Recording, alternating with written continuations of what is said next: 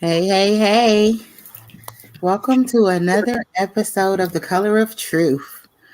I'm here with my melanated and candid ladies. And hey, hey, hey. Hey, Welcome to another episode of The Color of Truth. I'm here with my melanated and candid. So now it's doing this whole. So what was that? I'm like, oh no, it was weird. What the what? What? It's gonna be Okay. something. It's something. It's always gonna be something, all right? Remix. Here she go. Already. Well, Minute in. Okay.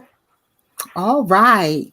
So tonight we are going to be talking about whether or not relationships can survive infidelity. Um, if someone cheated on you, or you cheated on someone, does your relationship have what it takes in order to be able to stand the test of time? So, um, guess we're gonna go ahead and get started. Before my computer started acting up. Yeah. So, what do you ladies think? If you were in a relationship with somebody and they treated you with dishonesty, lied to you or cheated on you, it doesn't even have to be physically. I think sometimes the mental cheat is worse than the physical itself. Do you think that you would be able to withstand that relationship and stay with that person? What do you think, D? Well, first, and I'm glad you brought up that point about it doesn't have to be physical, because I think the first thing we need to do is establish what individuals consider cheating, because people view cheating differently. And I think that's one of the conversations that we don't have when we start dating individuals. What do you call cheating versus what do I call cheating? And do we view those the same way? Some people may consider cheating just an physical act of intercourse. Some people may not consider it cheating if there's no ring on your finger. And those are things that we need to discuss and understand about the person that we're dating before we go off into these relationships and then something happens and then all of a sudden now we're accusing somebody of cheating. So we talked about that whole surface dating thing and actually getting to know somebody and understanding where your compatibility lies. So I think that's one of the conversations that we need to have as well in dating is what do you consider cheating, and whether or not, and we also need to establish whether or not one person is more involved or engaged in the relationship than somebody else, because people don't fall in love at the same times. People don't generalize their relationships the same way as the person that you're seeing. And so I think that has a lot to do with what we consider cheating as well. But as far as surviving cheating, I think the issue with couples who can't survive cheating is that most people tend to think that the only individual that has work to do to survive that moment is the person who cheated. And I disagree with that. Both parties have work to do in order for that relationship to survive. Not only does the person who cheated on you have to go above and beyond, prove that they're in this relationship, prove that they're sorry, that they're apologetic, that they're going to do whatever it takes to regain your trust again. But in the process of them trying to regain your trust, it also involves you as the person who's been cheating on to be one, willing to accept the situation for what it is, accept their reasonings. You don't have to agree with it, but if you're going to stay, you have to accept. You also have to acknowledge if by chance was there anything that you did that contributed to the act. Not that you're responsible for what another person does, but a lot of people don't realize that there are things that you do that can contribute to your partner stepping out on you. And it also takes a willingness to forgive that individual and move past that moment. And a lot of people who've been cheated on don't understand that they have work to do themselves in order for that to survive. So if you cheat on somebody, you go through that moment, they're apologetic, they've gone through all the motions, whether you're seeking marriage counseling or whatever the case may be. If the person who was cheated on never wants to let it go, if every future argument you bring up that moment, then you're not ready for that relationship to survive that moment either. So I think that's another topic, or another thing that we need to consider. It's not just the person who cheated on you that has work to do in order for that to survive. It takes both of you. That is so true. So true. I think we always quick to point the finger, right? We don't never look at the fingers that's pointing back at us. We just assume that the person that cheated was the one that was wrong, period. What do you think, um, Miss Letitia? I think it's a multi-layered question, honestly. It's just like Dee said, there's work to be done on both sides of the fence. And then you have to really look at the fact, is the person remorseful and they want to move past it, or is the person remorseful but they don't want to be in it anymore? Because a lot of people have a hard time um, letting someone go. They have a hard time telling them, hey, you're not where I want to be. You're not my person. This is not working for me for whatever reason. And you sometimes have to recognize those cues. Like now it's time to go back to basics. It's time to go back to basics and say, why am I in this?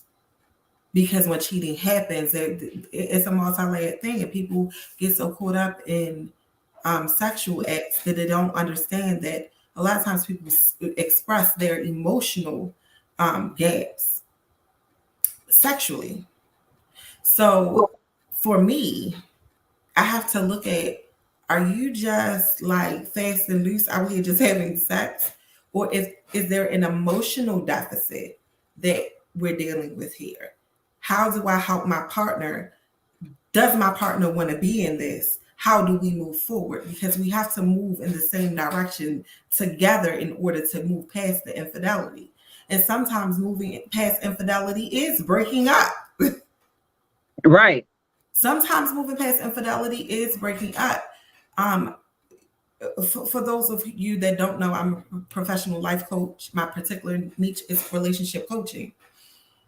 One of the things that I tell people all the time is you have to be working towards a common goal. And as a life coach, that's what I'm helping you do. I'm helping you build a plan, a roadmap to obtain your common goal. So the question is, do you have a common goal? Because if you're in this relationship and you don't have common goals, how do you prevent infidelity from happening in the first place? Because when you're not on the same page with people, when you're not moving in a general direction with the same purpose, something's going to go wrong. And you have to understand that just because that person is a good person, it doesn't mean it's your person. True. Oh, they're a good person, I should be in love. No, because if it's not your person, it's not your person. Let them go and let them find their person. We all come in like all of my exes weren't dogs. We just weren't. We didn't click. Right. Sometimes it's just a season. And I'll say this, some of y'all like to stay past y'all seasons. It's done. That person, great. I don't see the rest of my life with you. It's time to let go. It's okay. And society has to be okay with, this is a good person, but this still is not the person for me. It's a lot of layers to infidelity and how we get into these spaces. But the issue is the lack of honesty in how we get to these spaces. True. Now I agree with that. And you touched on something about well, let's go back to the physical thing and what people consider cheating. I, for one, personally think that cheating is not just physical acts of intercourse. It is anything that you cannot tell your significant other about. I don't care if it's watching porn. I don't care if it's chit chatting with somebody at work, talking to somebody you're not supposed to be talking to, whether it's gambling. To me, cheating is not just actual intercourse, but for the sake of conversation, let's say it's just about the actual act of stepping out and having a sexual relationship with another individual. I think one of the bigger issues is a lot of people, we're creatures of habit. And so you mentioned about how we stay in those relationships past our season.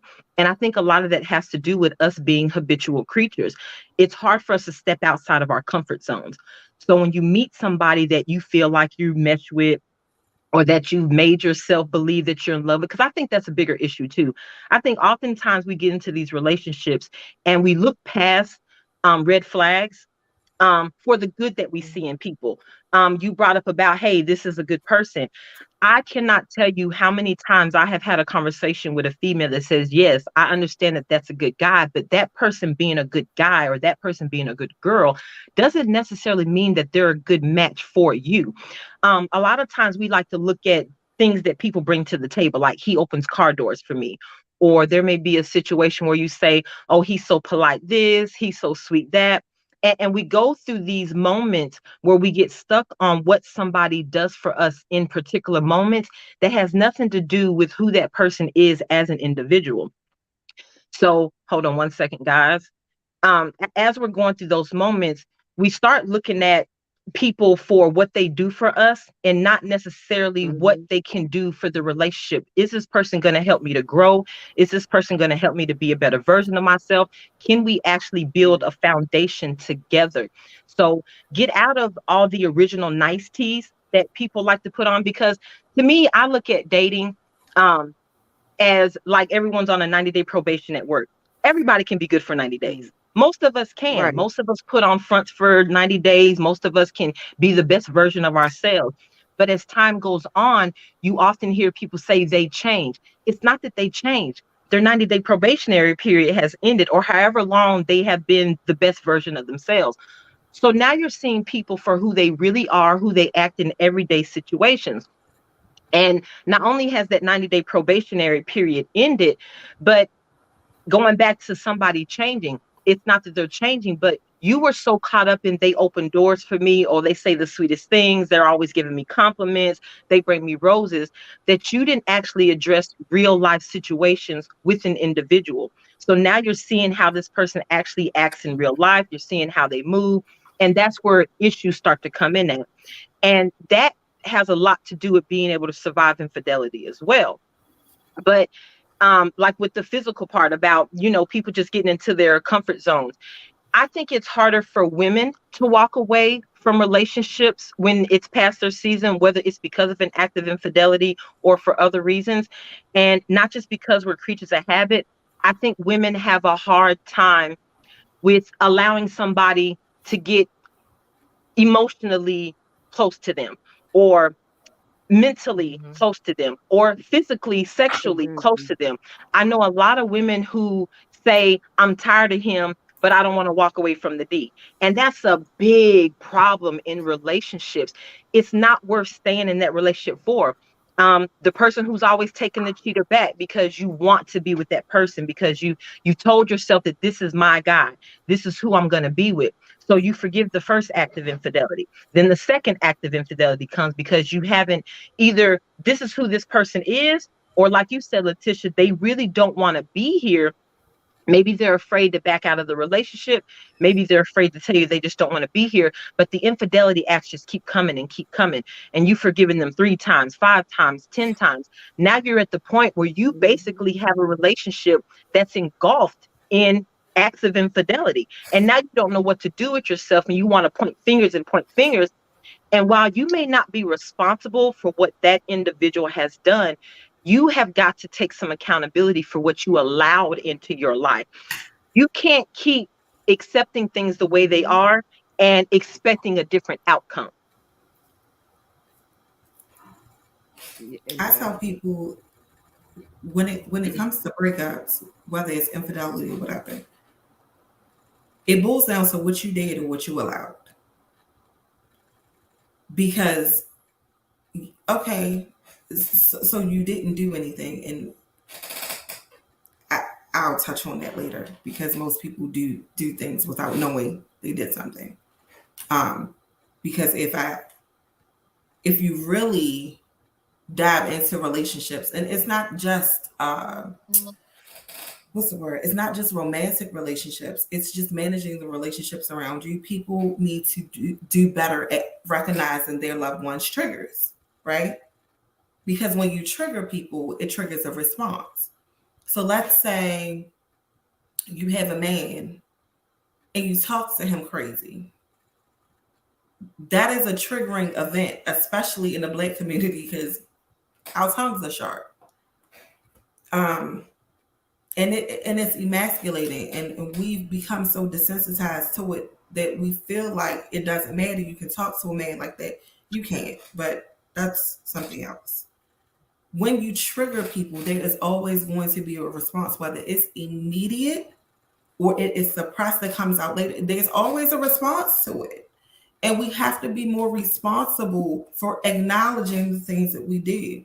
Because a lot of times when I sit with people and they're talking out their issues, they realize when they're being honest. That's the other thing. Because you can't work through infidelity and not be honest about what your part is. And we all play a part in infidelity, whether we cheated or not.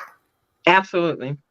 And I can pull from my personal experiences with my ex-husband. I didn't recognize that there were things within our relationship that he just simply did to appease me. Because those are things that we don't recognize. We always get into this notion that men are unfaithful just because their penises run rampant, and it isn't so. Men are emotional creatures, but they're not allowed to be outwardly emotional. So what happens, honestly, ladies, is that they find a chick and she's listening. Because when you get a woman that listens to him and you're not listening, game over. I don't care how much he love you, game over. Because regardless of what we've been conditioned to believe, men value friendship within their relationship. They value being able to talk to their partner. It's a trust thing. And we're looking for the same things. It just manifests differently. They're not that different from us, to be honest. Some of y'all real weird. Let me say that. Some of y'all men, that chromosome. But foundation wise, we're not that different. We want the same things. We just take different routes to get there. Men want. Go ahead, DM, sorry. No, I was going to say, you brought up something about the whole dynamic between men and women. So oftentimes you see like women saying that men couldn't take the same hurt that they put on a woman. And of course, they're always talking about the cheating aspect. What is your take on that? And I guess I'll ask Roxy her take on that first. Do you think that men cannot take what they dish out? Or do you think that women exaggerate what is being dished out? I think that's, Go ahead. I feel like when men and women in relationships is different. So when a woman decides that she's going to cheat on her man, that a lot of times they say that she's already gone. So mentally, her emotions and everything are already disattached. Men can cheat on their woman without disattaching themselves at all. It's a lot of times it's just a physical thing. So I think it hurts different because women usually when they cheat, it's like a get back or I'm done with you or yeah, I did that. Whereas men, they don't think like that. I think that they just did it and then it's like, oh shoot, I fucked up, messed up. And the reason why I asked that question is because I was having a debate with somebody and we were talking about the acts of infidelity. And a lot of people think that the male version of cheating is worse than the female version of cheating. And I disagree because like you said, normally when women cheat, their heart has already left the relationship. To me, that's worse than the physical cheating because the physical cheating doesn't involve him wanting to leave you. Not that that makes the act any better because it doesn't. But if your heart has left the relationship for whatever reason, maybe they've cheated in the past, you're having other issues, but when your heart is gone, to me, the reason why that's worse is because at that point, there's no point in sneaking around. There's no point in lying. There's no point in the infidelity. There's no point in the cheating. There's no point in going behind anybody's back. So for you to stick around with somebody when your heart has left the relationship, to me, that's so much more worse than the person who is just physically cheating just because maybe it's available. Maybe they thought they were ready to settle down for whatever the reason is. But most men do cheat physically and women cheat emotionally. And like I said, if your emotions have detached from the relationship, what is the purpose of sticking around to lie about the infidelity or just to sneak around and have an act of infidelity? I don't even necessarily believe that when women cheat, not all women, that they've left the relationship. I think there's a scale of that. Either they've left or they're severely damaged. Like there is severe damage there, whether it was caused by other things or their mate. Number one. And number two, I think the reason why when men do get hit with the cheating, because sometimes you can cheat on a guy and he'd be like, she was for the streets anyway, he back off. But when you get a man who is distraught, understand that man was probably in love with you. And what I will say is I feel that women love more often and men love harder. I feel like men do not throw around love the way that we do, not to minimize how we love. It's just typically when men love, because what do you have to do when you're in love with somebody? You have to be vulnerable to somebody. You have to be vulnerable. How often are they doing that? So then you're getting a man who is vulnerable to you, and you're able to play on his emotions in ways that other people are not able to. So the hurt is different. It's deep. Because men may only fall in love 2 or 3 times, and that's a really generous number, to be honest. True. So I don't think it's that men can't take what they dish out. I think when they're in love, they are in love. And they hurt. Because for men, when they choose monogamy, they've chosen it. It's solid. They might as well have clubbed you across the head and drag you to the cave. We in this. So that's why it's so extreme for men versus women. We love often. And we can love you hard without being in love with you. Typically, when men love you like that, they're in love also. Because I don't love them good and plenty, but that in love. And that's a great point that you brought up, that women love more often, but men love harder. And I think the reason why, and I say this everywhere I go, I believe it's how we were raised. Girls grow up on the fairy tale, happily ever after, Prince Charming is coming to save you stories. So the first guy that we meet in high school or whatever age that happens, sometimes it's middle school, but the first guy that we fall for in high school, we assume that that's going to be our knight in shining armor. I'm going to spend the rest of my life with the guy I gave my virginity to. And when that doesn't work out, then that it chips at that childhood fantasy. So the next guy comes around and you give your heart to him because you're still stuck in that Prince Charming is coming to save me mentality. And that doesn't work out. So now that's chipping away at the fantasy further. And then you get to a point where women feel like all men are dogs because all women have put every man that they've dated on the same level. And I think that's an issue with women and not with men. I think that we would view, not that you would view cheating differently, because if you've decided that you're going to be in a monogamous relationship, that's the first thing. Don't call it cheating if you all haven't decided together that you're going to be in a monogamous relationship, because one person may not have agreed to those terms and you mentally may have. So that's first of all. But if you don't necessarily put every person, every guy that you date on that same pedestal, every guy is going to be my husband, every guy is going to be my happily ever after, I think you can look at those acts of infidelity a little bit different. And I think it'll make it easier for women to move on when they realize that this isn't my person. But they want every person to be that person. And I think a lot of that has to do with the childhood fantasies that we grow up on. Boys don't grow up reading the Cinderella stories. We do. And I think that's a big reason why women are more emotional than men. Men grow up, falling off their bicycles, jumping lakes, hopping trains, jumping fences, doing all of the rough stuff. So they're not taught to just give their hearts. We're taught nothing but romance and fairy tales growing up.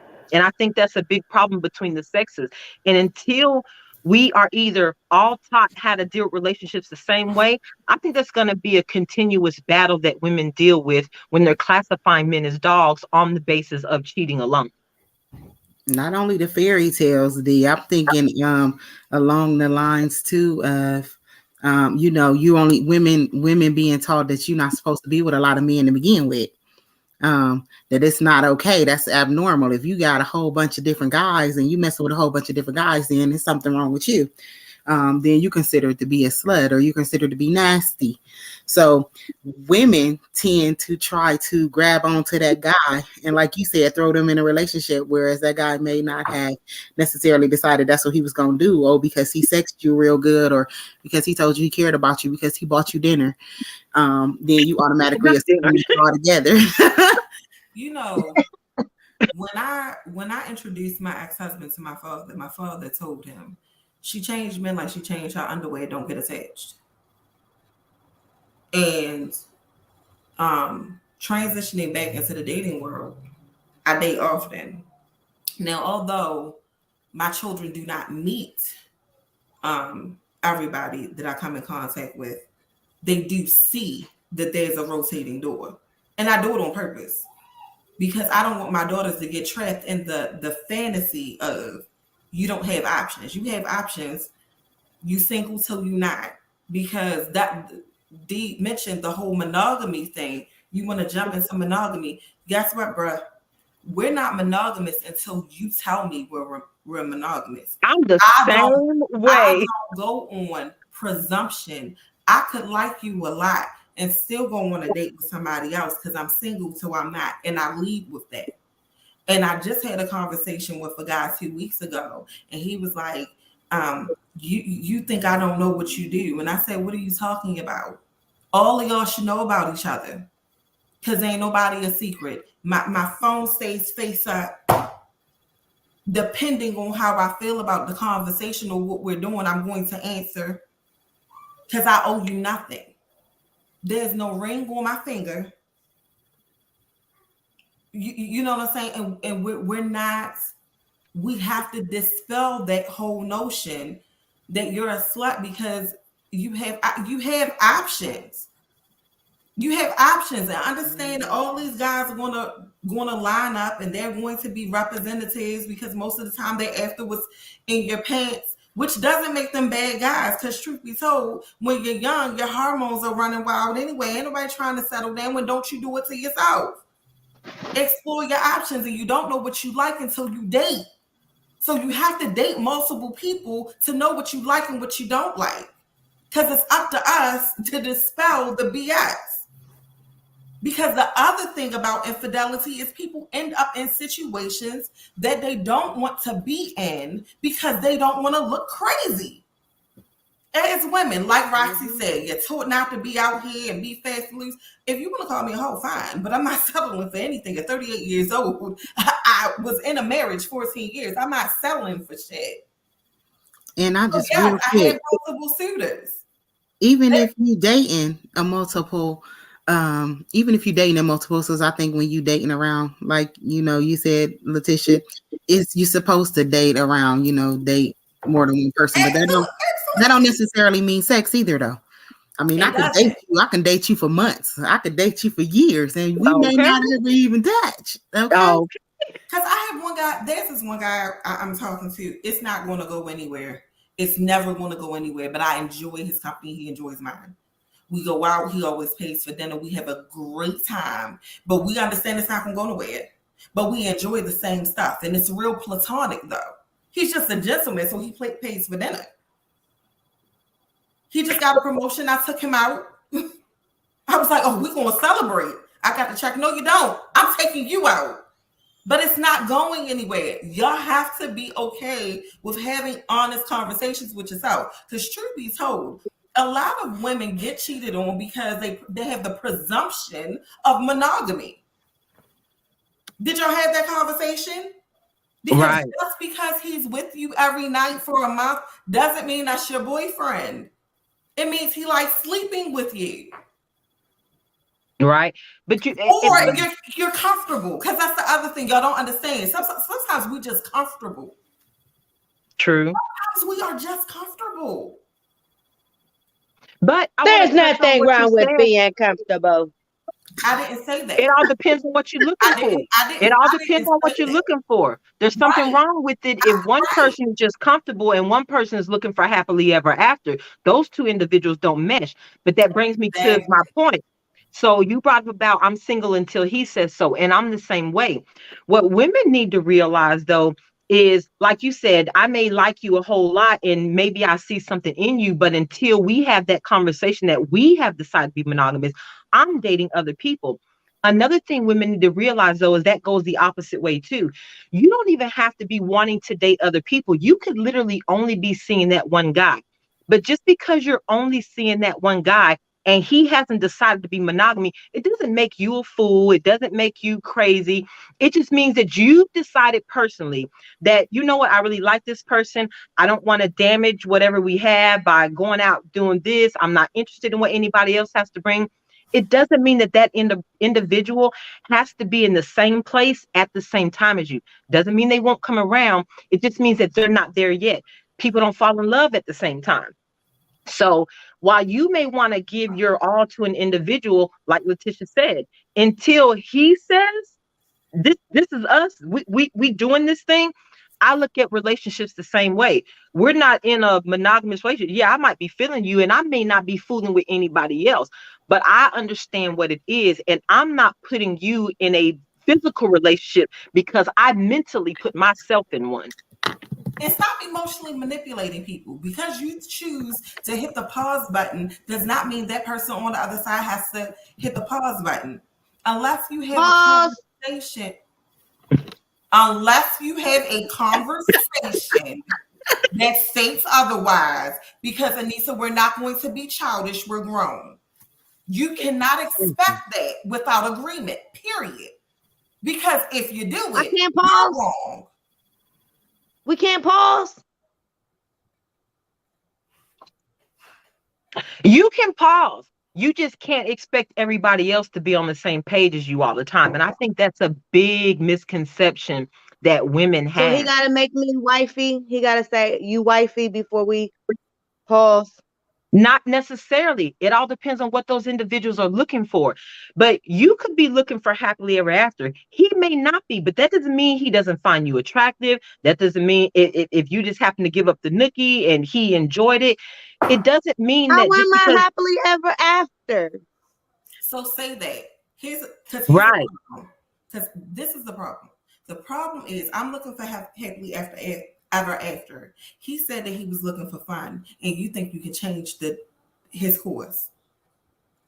Right. So I will say this, ladies, your best your best action here is you are the rule, not the exception. Stop moving like you're special. You're not special until that person deems you being special. And I'm not saying that about your own self-worth. I'm saying that about what you mean to them. You are not special until that person deems you special. Right. You can be the best woman in the world, but if they don't see the value in you, you're nothing to them. So stop moving on the assumption that everybody has to see and feel what you see and feel. If he doesn't see and feel what you have to offer and you're not okay with it, move on. But that doesn't make him a bad guy either. And that's another problem. Right. That's another misconception or problem that women have. You think because your heart is in it and theirs isn't, that there's a dog, there's a bad guy, there's this or that. That doesn't, somebody having different goals than you does not make them a bad guy no more than it makes you a bad guy because you're chasing something that they're not. And that's something that a lot of women need to understand too. We are emotional creatures, so we attach different. We attach more often than men attach. But I agree with Letitia. I think that when men fall, they fall hard because they don't give love to everybody. They don't open up to everybody. They don't give their hearts to everybody. And more women have given their hearts to almost probably upwards of 75% of the men they date, where men are probably more so the 25 and below. And that's being generous. Yeah, because I ain't shit. I make you feel like you're the only man in the world. And I promise you probably number 4 in the rotation. It's just a nature. Listen, it's the nature of the beast. Rotate. I'm going to keep it a stack. I am not a monogamous creature by nature. You got to motivate me to that. I'm think not just going to fall into monogamy. That's not my nature. I don't think most people are, though. I've always said that. So you get into a relationship, right? The Oh individuals snap! who think you should only have eyes for me. Why? I can see everything else. Why I can't see this fine person over I here? was about to say, It's dang, I because can't I'm look with you. around. Right. I want to look There's nothing around. wrong with looking Girl, I around. look and touch though. But understand that I'm transparent about. I'm transparent about You it. like to touch? No touchy merchandise. No touchy merchandise. Bullshit. I'm single until I'm not, and as a single woman, I can touch whatever I want to touch. But understand that I've No had touchy conversations merchandise. beforehand. I'm not going to let you walk around here thinking that you're the only man. While you're with me, while I'm entertaining you, I'll make you feel like it, but understand you aren't. Because Right. I'm single until I'm not. And if you don't want me to entertain other men, you have to take me off the market. Right. It's very seldom I hit the pause button for anybody. I like you, but I don't like you that much. The last person I Off liked the like that, I market. married. Off the market. The last person I liked like that, I married. And understand, me liking you is a lie.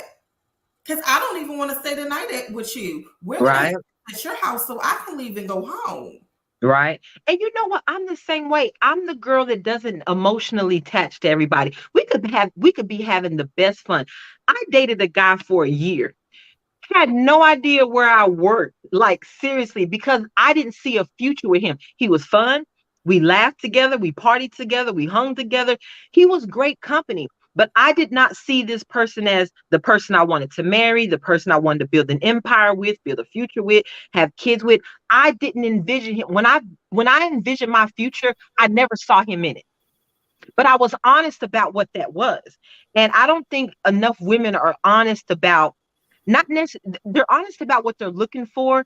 They go about looking for it the wrong ways. And I don't think women are honest to the point where they're not honest with themselves. And even though they know what they're looking for, that happily ever after, they don't know how to look for it and they don't know how to get it out of individuals. They don't know when this isn't the one.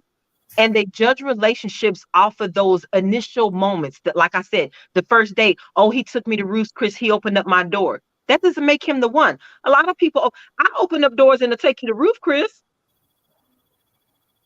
That don't mean I want to spend the rest of my life with you. Yeah, because You don't want to spend the rest of your life with me? I'm so sick of her. She's about to get booted. She's about to get booted. Ask in the comments Can't saying spend no QT with me.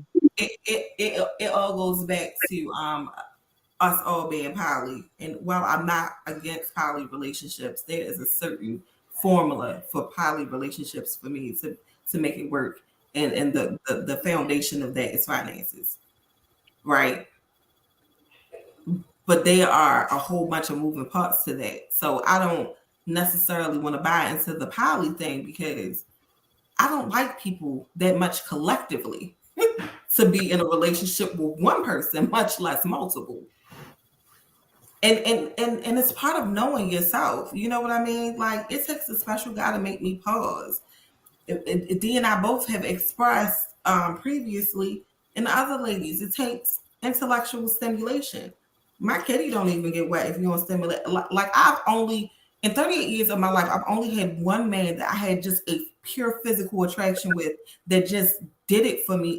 Like I've only experienced that once, and that was recently. So that's not even my motivating force. When women are gawking over men, I'm like, okay, he's all right. But I don't do a lot of gawking because your physical attributes, that's just not even my top. It's not even a top 3 item for me, honestly. There's so many other elements for me to want to engage you in such a way. I'm glad you brought that up too. I think that's another problem that women have when searching for relationships and dealing with the acts of infidelity. So the majority of women are all chasing the same guy. Why That's does why it have to be either or, Eric, though? That's the problem with people. Y'all think just one-sided. It's not either or. Two things can exist at the same time, and it doesn't mean one or the other. No, I'm not monogamous, but I'm not poly either because I'm not in a relationship with anybody. So it Right. negates You single that to whole mingle. conversation. You I'm single not to in a mingle. relationship with anyone. I'm single. That's not poly. Domingo. Single.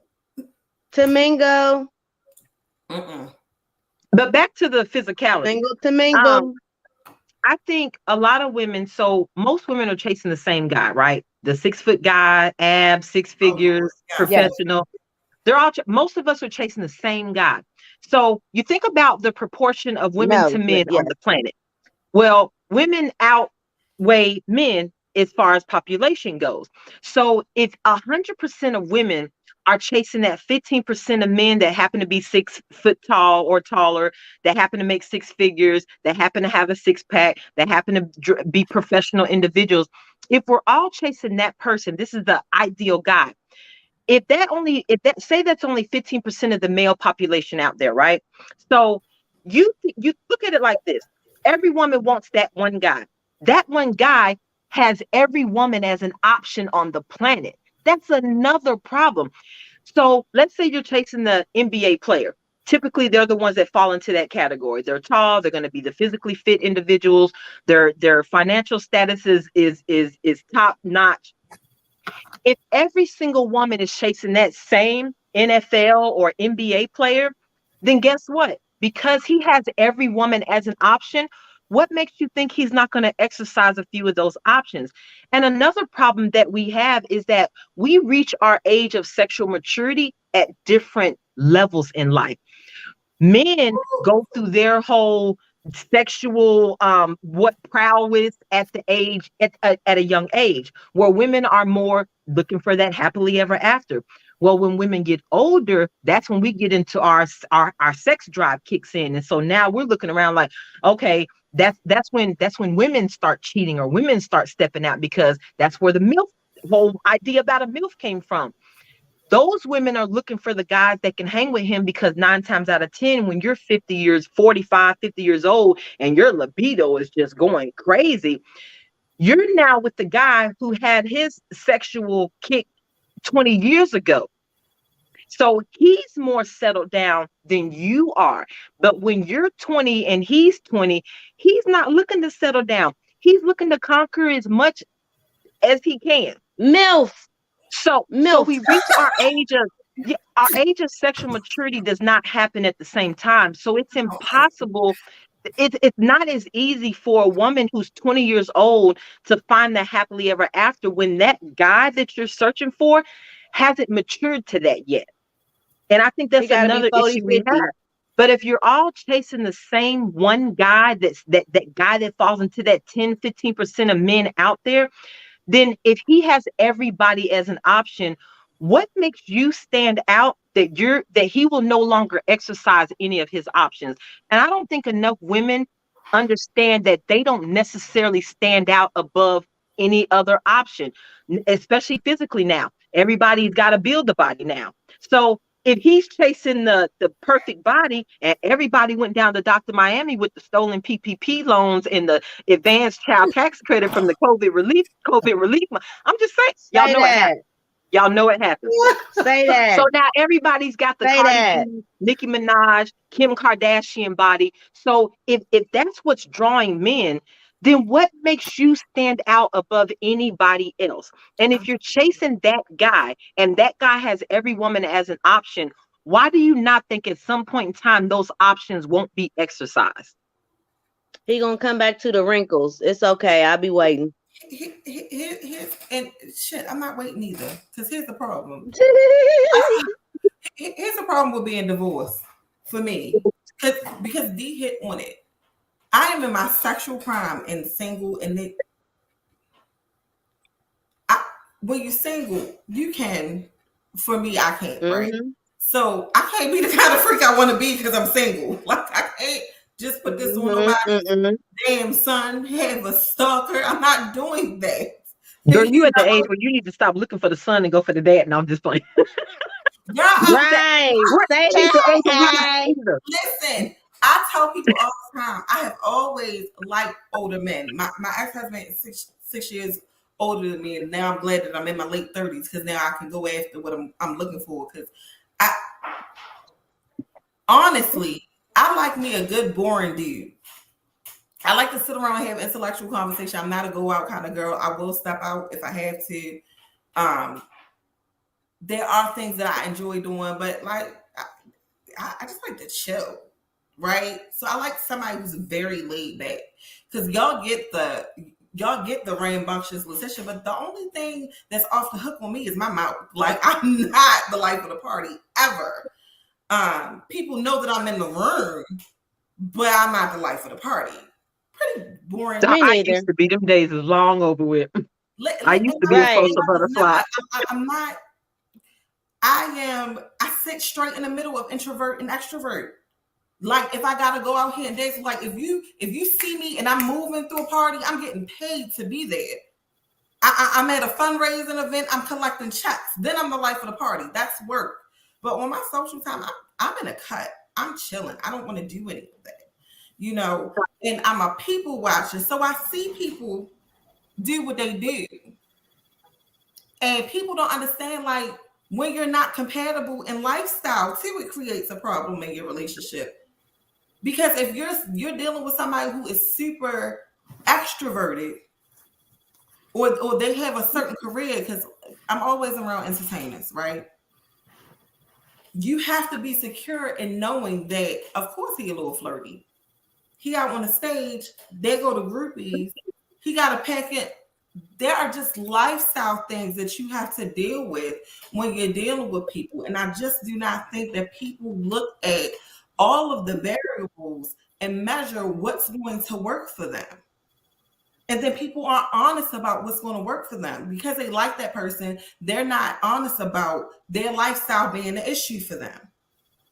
So then there's the constant accusations of infidelity because their lifestyle makes you uncomfortable. There's just a whole lot of infidelity things. You can get past it. Your relationship can survive it, but you both have to want to survive it. You have to want to do the work. And the Both of you. Both of you. Work. People want to say, well, he cheated on me or she cheated on me, and they have to earn my trust. But do you understand that when somebody cheats on you, the trust is broken on both sides? Because whatever was bothering that person, they couldn't be honest with you about it. So the trust is broken on both sides. It's not one-sided. I'm so glad you said that. So let's talk about the blame game. So you brought up about the trust being broken on both sides. Do you think, I happen to think that there are moments where the trust it's broken on both sides, but more so leaning towards the person who was cheated on. Let me tell you why. Oftentimes we do the blame game in cheating. He cheated on me, she cheated on me, whatever the case. More so he cheated on me. That's just how the conversation typically goes. What I've had the unfortunate pleasure of telling a lot of women is that oftentimes, while, like I said before, you are not to blame for one other individual's actions. They are solely responsible for themselves, for their actions, all that. But women don't realize that they can be contributing factors to acts of infidelity. So, for instance, you're dating a guy, y'all have been dating for a couple of years, you're having sex like rabbits. Every chance you get, somebody's pulling their pants down, right? And it goes on and on and on like this. Y'all are vibing. The relationship turns into marriage. Y'all get married. A couple of years go down the road. Maybe you done had a kid. Maybe your careers have advanced. All of a sudden, she always has a headache. She's always too tired. She's been running behind the kids. And I cannot tell you how many women I know that have turned off the sex faucet at home. And those same women have husbands who are saying, hey, why are we not having sex? Hey, why are you not touching me? Hey, can I get some head? Hey, can you do this? Hey, can you do that? And they're constantly telling you what they're not getting. They're constantly telling you like, hey, something needs to happen here. And then one day they realize that, hey, I just want to bust one. So they go out and they do that physical cheating. Those women don't see that they were a contributing factor in that act of infidelity, but he has given you ample opportunities to fix the problem. And the reason why I can say this, because I feel like that about anything. If I'm dating you, and even if it's in a work relationship, I don't care what the relationship is. If I tell you that there's a problem, The reason why I'm telling you there's a problem is because I'm giving you the opportunity to fix it. Now, you don't have to. You do not have to.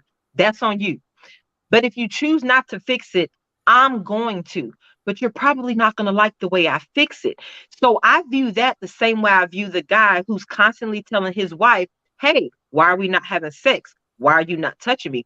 So when he finally goes out to do it, while no, you are not responsible for his individual act, he holds that responsibility all by himself. You played a contributing part because he was asking you for sex. He was asking you for that physical connection, and you refused to give it to him for whatever reason. Whatever the reason is, you would not correct the problem. So he went out and corrected it himself. Now you want to point fingers. And I don't think that's fair. But then you touched on something else.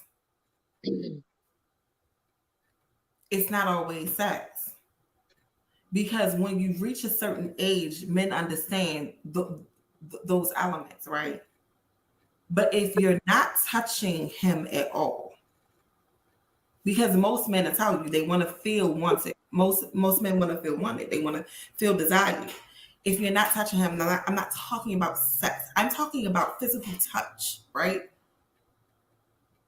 If you're not touching him, if you're not giving him affection, what do you think is going to happen? Like, how do you think that somebody is supposed to survive? Because that's nurturing your relationship. I'm too tired to have sex with you, but are you touching him? Did you hug and kiss him? Did you rub his back? You understand what I'm saying? Because it's little stuff. They're really not that complicated. I swear, men are not as complicated as we make it. Right. You have to touch him. You have to ensure that he feels desired. Just like you want to feel desired, he wants to feel desired. So while you might need words of affirmation, he needs physical touch. Mm-hmm. Did you remind him that you appreciated him today? Right. And I'm glad you brought that up about the physical touch, because one issue that I have with women, and I've seen a lot of people step out because of this too, is that they've lost that emotional connection, that physical touch that's not in active sex. So if your husband is coming home every day, and I tell people all the time, however big your house is, whether it be 200 square feet, 500, 1,500, 3,000 square feet, that is the only corner of the world that you have absolute control over. No, nothing else matters that happens outside the world once you get inside those doors. So if a man is out working, dealing with the world, and I'm the same way at home, when I come home, this is a place of peace. I can deal with all the bullshit out there in the streets. I refuse to deal with bullshit inside my house. So Inside if the you have house. the guy, Yep, say that again. right, if you have the guy that's coming home to the nag that he just left from his boss nagging him to death, from his coach, or if he plays sports or whatever, if he's constantly dealing with the complaints, the nagging, the, hey, you need to step it up, blah, blah, blah, the constant berating and all of that on an everyday basis, when he comes home, you're supposed to be his place of peace. Give that man a massage and help take some of those woes, that weight off of his shoulder. And if we're not doing that, how do we expect, if the only thing we give him when he comes home is, "Nyah, nyah, nyah, nyah, nyah, nyah. How come you didn't? Why didn't you? I've been waiting on this. You didn't do this." If that's the only thing he's getting from you, what makes you think he wants to be, where is the comfort for him? So sometimes when he steps out, he's stepping out searching for the comfort that he's not finding at home as well, too. Exactly. Because when we transition from the relationships of girlfriend, boyfriend to marriages, and assuming he has entered into this wholeheartedly, then that cheating becomes very emotional for men. Like, most people don't want to acknowledge it, but it turns emotional for him, because you used to be his peace, which allowed him to marry you. And like Dee said, he loses his peace, or we lose our peace. It's a two-way street. I was a housewife for years, and I understand. My children are right behind. They're only 2 years apart. I had toddlers. And I think what helped us through the patch of parenting and being husband and wife is it was us against them. Because a lot of times you take the position.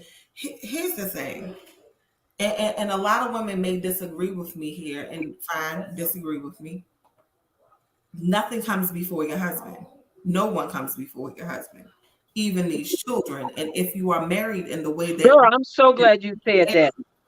if you're married in the way that you're supposed to be married, then the children are the both of your priorities and not just your priority. Because Right. people get that twisted. Your priority is not your child. Your priority is your husband.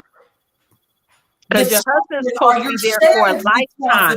Your children are there for 18 to 20 whatever years. Your husband is a lifetime. Your husband. That's your chief concern is your husband. I sit here and I look at all of these conversations about who you feed first, the children or the man. I always serve my ex-husband first. Kiss my ass. I served him first. First of all, they vultures.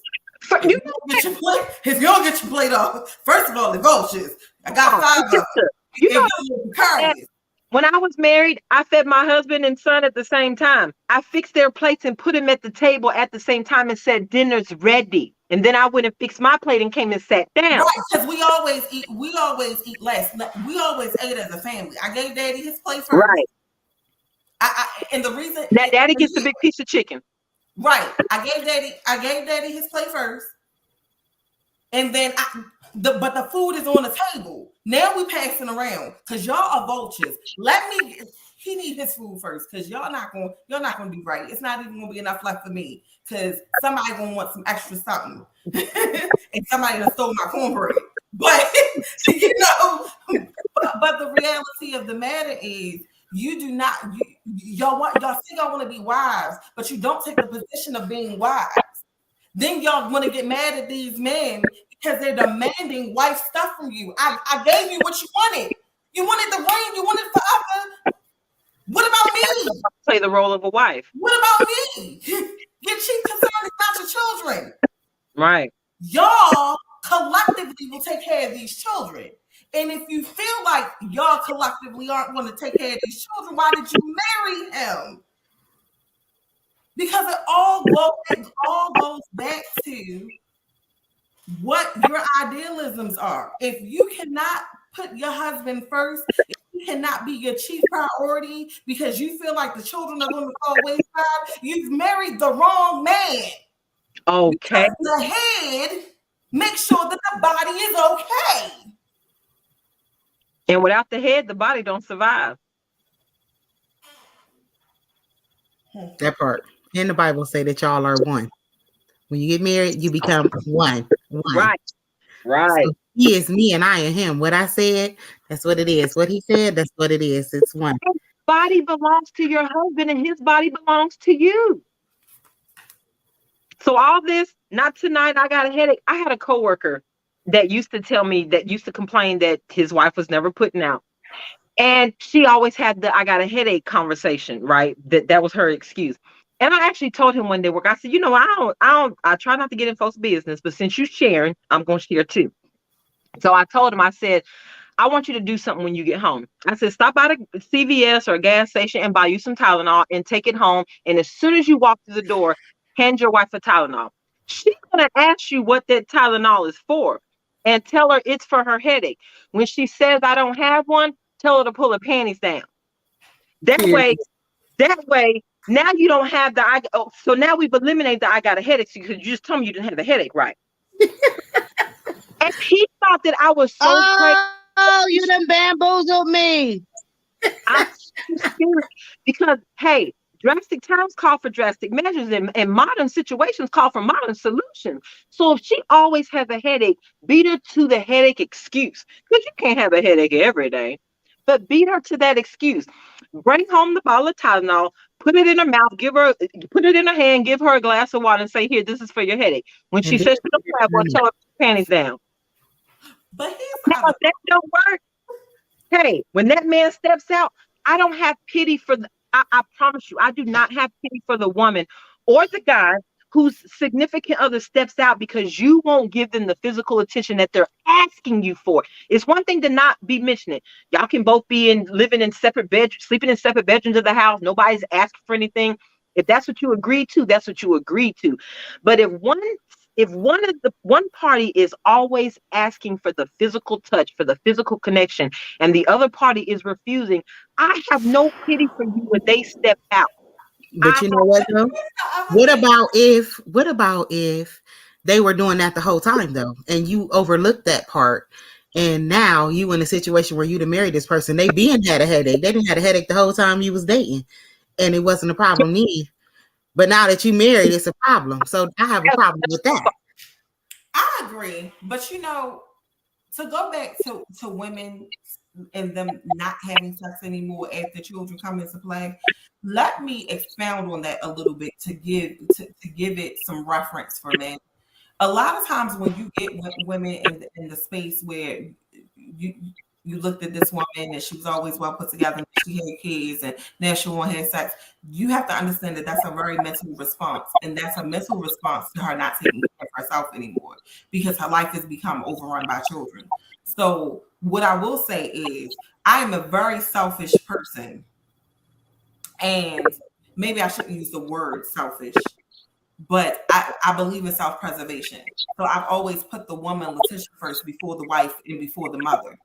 Because if you don't preserve yourself, you lose so much of yourself in being a wife and mother. And what our mothers did not teach us in going into wifely duties is that we still had to preserve the woman. And we are just getting to a point in society where we recognize that we have to take care of ourselves. But there is still such a gross amount of women who neglect themselves. And when a woman is neglecting herself, when she is not feeling sexy, she will not be sexy. Because sexy is it is very much so a feeling and not a look. So if she's not feeling it, she's not going to be there. And most of the times when we're not feeling sexy, we're not sexual. So while you feel like she's right, so while you think she's starving you out, she's starved herself, which is causing her to starve you. So if you notice that is happening, you're going to have to check her in a way that goes, I got the kids, go ahead. Go take a bath. Go hang out. You got to remind her to be a woman because a lot of times, well, it's ingrained in us to be mothers first, to be wives first. But your wife was a woman before she was your wife. This woman you love was a woman before she was a mother. You have to remind her. All this gender X. I'm sorry, I got off topic. But you have to remind her to do those things. You as a man have to remind yourself that you're more than a father and husband. So my advice to you is to preserve the relationship before we get to an infidelity stage, because there are definitely causes of infidelity. True. When we're talking about marriage, a lot of times it just be the hustle and bustle of life. And a lot of times men and women both end up cheating for the very same reasons. They're trying to escape the mundane of being husband and wife. Remember to go on dates. Remember to have times where you're preserving the friendship of your marriage, because you got to be friends at some point. Sometimes you got to uncuff from the kids and look, if y'all share sports in common, go to Hooters, go get some wings, go drink, do that as a couple. Make sure that you're practicing healthy management of your relationship so that you're not having to repair it from the devastation of infidelity. Have conversations often because we're in the same house and we're not talking. Because the best way to avoid infidelity is to work on your relationship constantly. It's a job. You cannot exist in a relationship and expect it to move forward, be progressive, and be healthy. Infidelity happens when someone feels neglected or when you're neglecting your relationship and yourself. A lot of times when you see people, they're not the same people anymore, but they still love each other. It's because they've neglected themselves. and they don't recognize themselves anymore.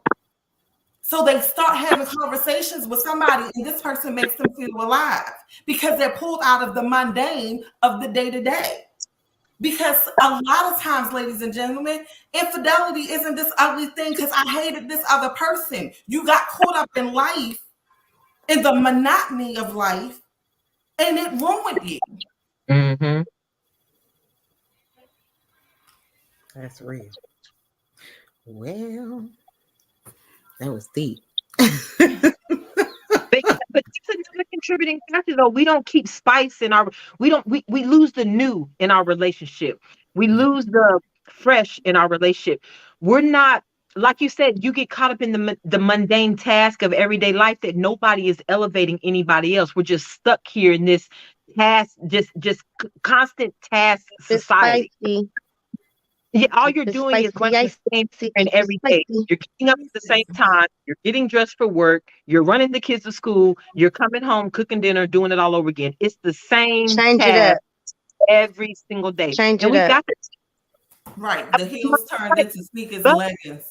But another thing, though, I think a lot of couples fall into the rut about, like you said, Letitia, putting the kids first. And I know a lot of couples who have dealt with infidelity because they've gotten to that rut of the kids, that they don't know what it's like to enjoy each other anymore as a couple. They've lost that in being So mothers they and get fathers. emotional attachment somewhere else. And Your husband and wife. So because all you are now is a mother and a father, and you're not a husband or a wife. So now I think the mental concept of a physical connection kind of eludes you a little bit because you don't see yourself as a husband or a spouse. You see yourself as a father, you see yourself as a mother, and you put that task above being in a relationship with your spouse. And a lot of couples, they spend, just like you'll see couples who get divorced after the kids are grown because you spent so much time wrapped up in those kids that now you've forgotten what it's like to be with each other. So now that the kids are gone and you've gotten accustomed to this 20-year mundane task, now that task has eliminated itself, I'm like, okay, the kids aren't here. We're not running people back and forth to soccer practice or going to PTA meetings. Now what the hell do we do? Those couples no longer know how to communicate with one another or know how to enjoy each other as a couple. Or know each other. Because after True. all that time, you don't even know that person. True. Y'all quietly exist, and it becomes something that is very cordial, and the passion is gone. Because people like, how you divorce after 20 years? The kid's gone. The kid's gone, and you look over and you don't recognize the person that's across from you. That person is a stranger to you whom you spend a lifetime with. It Right. happens Right. because we get so caught up in, just regular life. Life That's why comfort. you have to date. It's maintenance, like everything else. Your marriage has to be maintenance. Yeah, And, you definitely have to and date we've said this. The trend is fuck them kids. Sometimes you gotta say fuck them kids. because parents need adult time. I cannot tell you how many of my female friends I said, hey, sometimes you gotta let them kids eat them peanut butter and jelly sandwiches, and you and your husband need to have some adult time. Grown-ups need adult time. Girl, we used to football Sunday. Sometimes we would skip church and we would not come out of our room until about 1 o'clock. Now we done had sex several times at that point. And the kids are just minding their business room because you have to. Like your whole life cannot revolve around the children. You have to take time for yourselves. It's imperative. If for nothing, your own mental health. For your own mental health. You're in the trenches with this person because if y'all got kids and y'all got multiple children, you are in the trenches because I don't know anybody with multiple children that don't be like, "Ooh, Jesus." Right. Because I have my children are good, but sometimes I be in that bathroom like, do I want to go out here with these people? Right. But in dealing with those kids, You can't, like, there are people who they run after their kids so much that when it comes to their spouse, they're too tired. And while I understand that sometimes life will get the best of all of us, there are days where I'm just beat. I don't want to talk to anybody. I turn off my phones. I don't answer. I'm not turning on TV. I want no noise. I just want to lay down, get my relax on, take a long bath, just get my chill on. But oftentimes you have those people who they get into this life with these kids, and now you haven't stepped away, but you're always you're doing everything for the kids, but you're too tired for the spouse. You're not too tired to go to work. You're not too tired to run after the kids. You're not too tired to go to the PTA meeting. So if the only person you're too tired for is your spouse, at what point in time do you not assume that there might be an act of infidelity? If you're too tired for nobody but your spouse, you can give all your energy to work. You can give all your energy to the kids. You can give your energy to everything else. But as soon as it comes to the person that you're supposed to spend a lifetime with, you're too tired. You don't want to, you have saved nothing for that individual. You gave everything to everybody else. And then but people underestimate quality time. Sometimes you can be too tired, but be too tired in the same room because it Right. matters. Lay up in the bed It matters. together. Right. Watch the news together. Have and talk about what's going on in the news. You could be tired and lay down and watch Netflix and chill. Absolutely. Be tired in the same space because all of that separation is not good for you either. If Mhm. your husband is constantly in the basement, you're constantly in the bedroom, y'all roommates. Because you're learning how to survive without each other in Y'all the same house. roommates, right. I was always close to my spouse. If he was upstairs, I would drag myself upstairs with my blanket and lay across that couch next to him. Because space matters.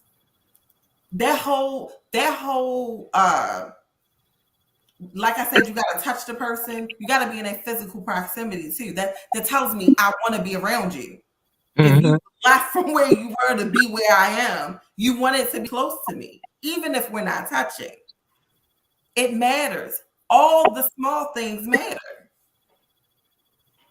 That's deep. So we done talked about, infidelity and how we get there and all of the different things that cause you to cheat on your mate. But what about once it's already happened, right? And you in that situation and you and your mate is now looking at each other and y'all feeling some kind of way. Maybe you mad, maybe she mad. How do you get past that? How do you work that out? What does it take in order to be able to survive that infidelity, whether it was the man or the woman? For me, two things: honesty and willingness. One, you both have to be honest with not just each other, but with yourselves. And I don't think many of us are honest with ourselves. And in order to be honest with your spouse, you have to be honest with you first. And the willingness goes back to, it doesn't matter what it takes. Some people need marriage counseling. Some people just need to talk it out. Some people need to hear all the gory details of what happened, how it happened. Some people just want to, it happened. I don't want to know details. I just want to move past. Every individual is going to handle that differently. So for me, the only two things that it requires is honesty and a willingness to make it work. I'm gonna tell you, you said that, D, and I instantly thought about, how some people feel about it. When we are in a situation, and I'm guilty of this too, I tend to, it's about how I feel about it. So when you cheated on your spouse or you're in that situation, you definitely have to take yourself outside of the situation and realize what it is that's going to help that other person to be able to heal. Um, so you may not want to talk about it. You might just want to move past it and get over it. But that other person might need that. They might need to know. They might need to hear what happened and how in order to be able to move past it. That's where that So, willingness comes in. yep, you have to be willing to make the sacrifice and step outside of what you're comfortable with in order to work it out. Right. But in that, so there are a lot of people who have to hear the gory details, right? I want to know how, why, blah, blah, blah, how many times, where was it at? Were you doing this? Did you do this? Did you kiss her? They like to know all those gory details. One thing I always like to advise women, because it's a lot of women who have to have those details, is don't get caught up in the details And so we're hearing the stories, and we get to a point where we're so raging mad that we can't reason, that we can't hear the apology, that we can't accept the situation for what it is. We're just stuck in those moments. So sometimes, in order for it to survive, the person who cheated may be willing to give you all the details they want. They may be willing to do everything it's going to take to regain your trust. But we get so caught up in that anger in the moment, the dishonesty, the trust. I can't believe you, the betrayal of it all. We get so stuck in that we prevent ourselves from being willing to actually work those things out. And we hinder our thought processes from being able to accept the situation for what it was, whether you had a role in that or not, because some people just step out because they step out. But sometimes you need to step away from the situation and not deal with it in that moment of anger. So if you know that you're harboring these negative feelings, sometimes it's not always good to talk about those type of issues when you're raging mad. Go somewhere and cool off and come back to the conversation once you have gotten a level head. Don't get me wrong. It's going to be hard to deal with. It's going to be hard to hear that conversation because you do feel like you've been betrayed. You feel like there's some, there's dishonesty. There's a lot of distrust now. You feel heartbroken, but you got to have those conversations from a rational standpoint. You can have those emotions because we talked about that too. Everyone should be in touch with their emotions. You don't act on them.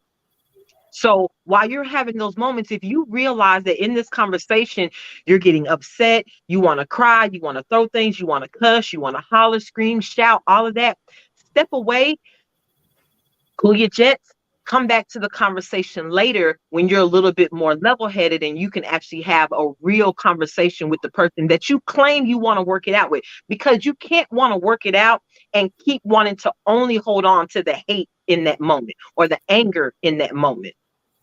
I was thinking that too. Otherwise you don't really want to work it out. And some people will stay just to be able to continue to rub it in. There's a difference because people don't understand that forgiving someone doesn't mean that they don't hurt from the situation. And forgiving someone doesn't mean that you get to hang it over their head. First of all, I feel like that's emotionally manipulating somebody when you want to constantly hang something over their head. You're either going to make the choice to stay or not. But I think you need to take a step back immediately because most women are emotional. They're not able to have a reasonable conversation when they're upset. For me, I'm more quiet when I'm upset. And for me, the details matter. The details for me matter because depending on the person, there are things that when you hear about the encounter that right? So at one point, this guy I was dating, he did not kiss on the mouth, right? And he cheated on me. And this particular young lady, the sexual encounter was very intimate. So I stopped him and I said, "Is this where you want to be?" Because that whole encounter sounded very intimate to me. It didn't sound like somebody that you smashed. It was really intimate. And for you to kiss her, and and we were a year in before you kissed me, it kind of is alarming for me. And he said, "Oh," and I said, "Wait, matter." Right. I said, "Don't answer me right now." I said, because at this point, you got caught. You got caught. You know that I'm upset and you're on damage control. Go home. Go home and really think about if this is what you want. I'm not angry enough to not answer your phone call, but I think you need to think about what you want before we even figure out if we can salvage this. And although hard, it's something that has to be done because you understand when you catch somebody, because I caught him in the act. That person, if they care about you, they're going to do damage control. So they really haven't given any real thought to whether they want to salvage this, because sometimes it doesn't boil down to whether I want to be here or not until that person gets caught. So then you have to make that person pause. Is this what you want? But don't answer me right now. Really sit back and think about it, because this is my life and I don't want to waste time. Because I'm not one of those people that's going to vilify you for whatever reason. I'm friends with all of my exes. We're very cordial because I don't hold bones about anything. There was some really grimy stuff that happened in my marriage, but guess what? I'm not married to him anymore, so I don't hold on to it. It is what it is. People are like, oh, y'all gonna get back together. No, I don't. I'm not his wife anymore. It doesn't matter. It mattered as his wife and his ex-wife. It doesn't matter. But I understand that everybody's not like that. But you have to measure if you're able to salvage it. Like Dee said, it boils down to honesty and willingness. And sometimes that knee-jerk reaction of willingness is not really what it is. Mm-hmm. Step back.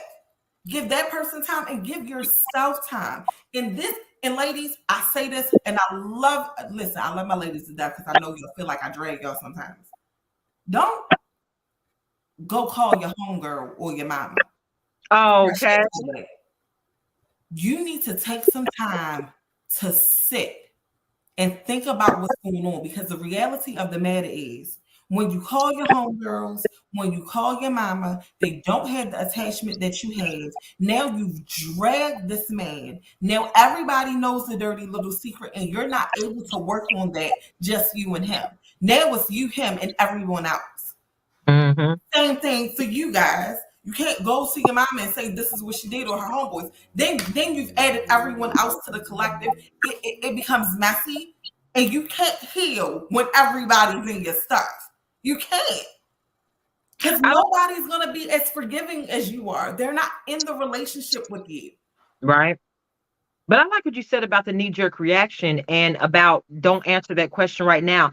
I would honestly recommend that in surviving infidelity, in having those conversations, that everybody, regardless of the question that you ask, if it's about, are we going to work this out? Do you want to be here? Is it worth it?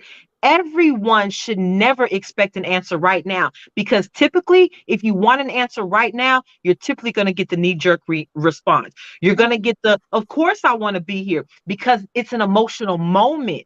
And in that moment, that person might not be thinking correctly. Nobody should force anybody to answer those type of questions right now. You should always want that person to step away and really think about this, because I don't want to be here if you don't want me to be here. And you need to know that you want me to be here, not just knee-jerkly saying, yes, I want you to be here, or just because it's the right thing to say right now.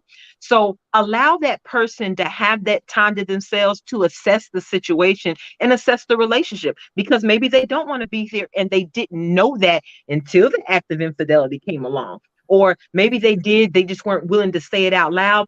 But if I bring this to you and say, hey, we've had the situation, I need to know where your heart is at. Do you want to be here? Because I want to be here long term.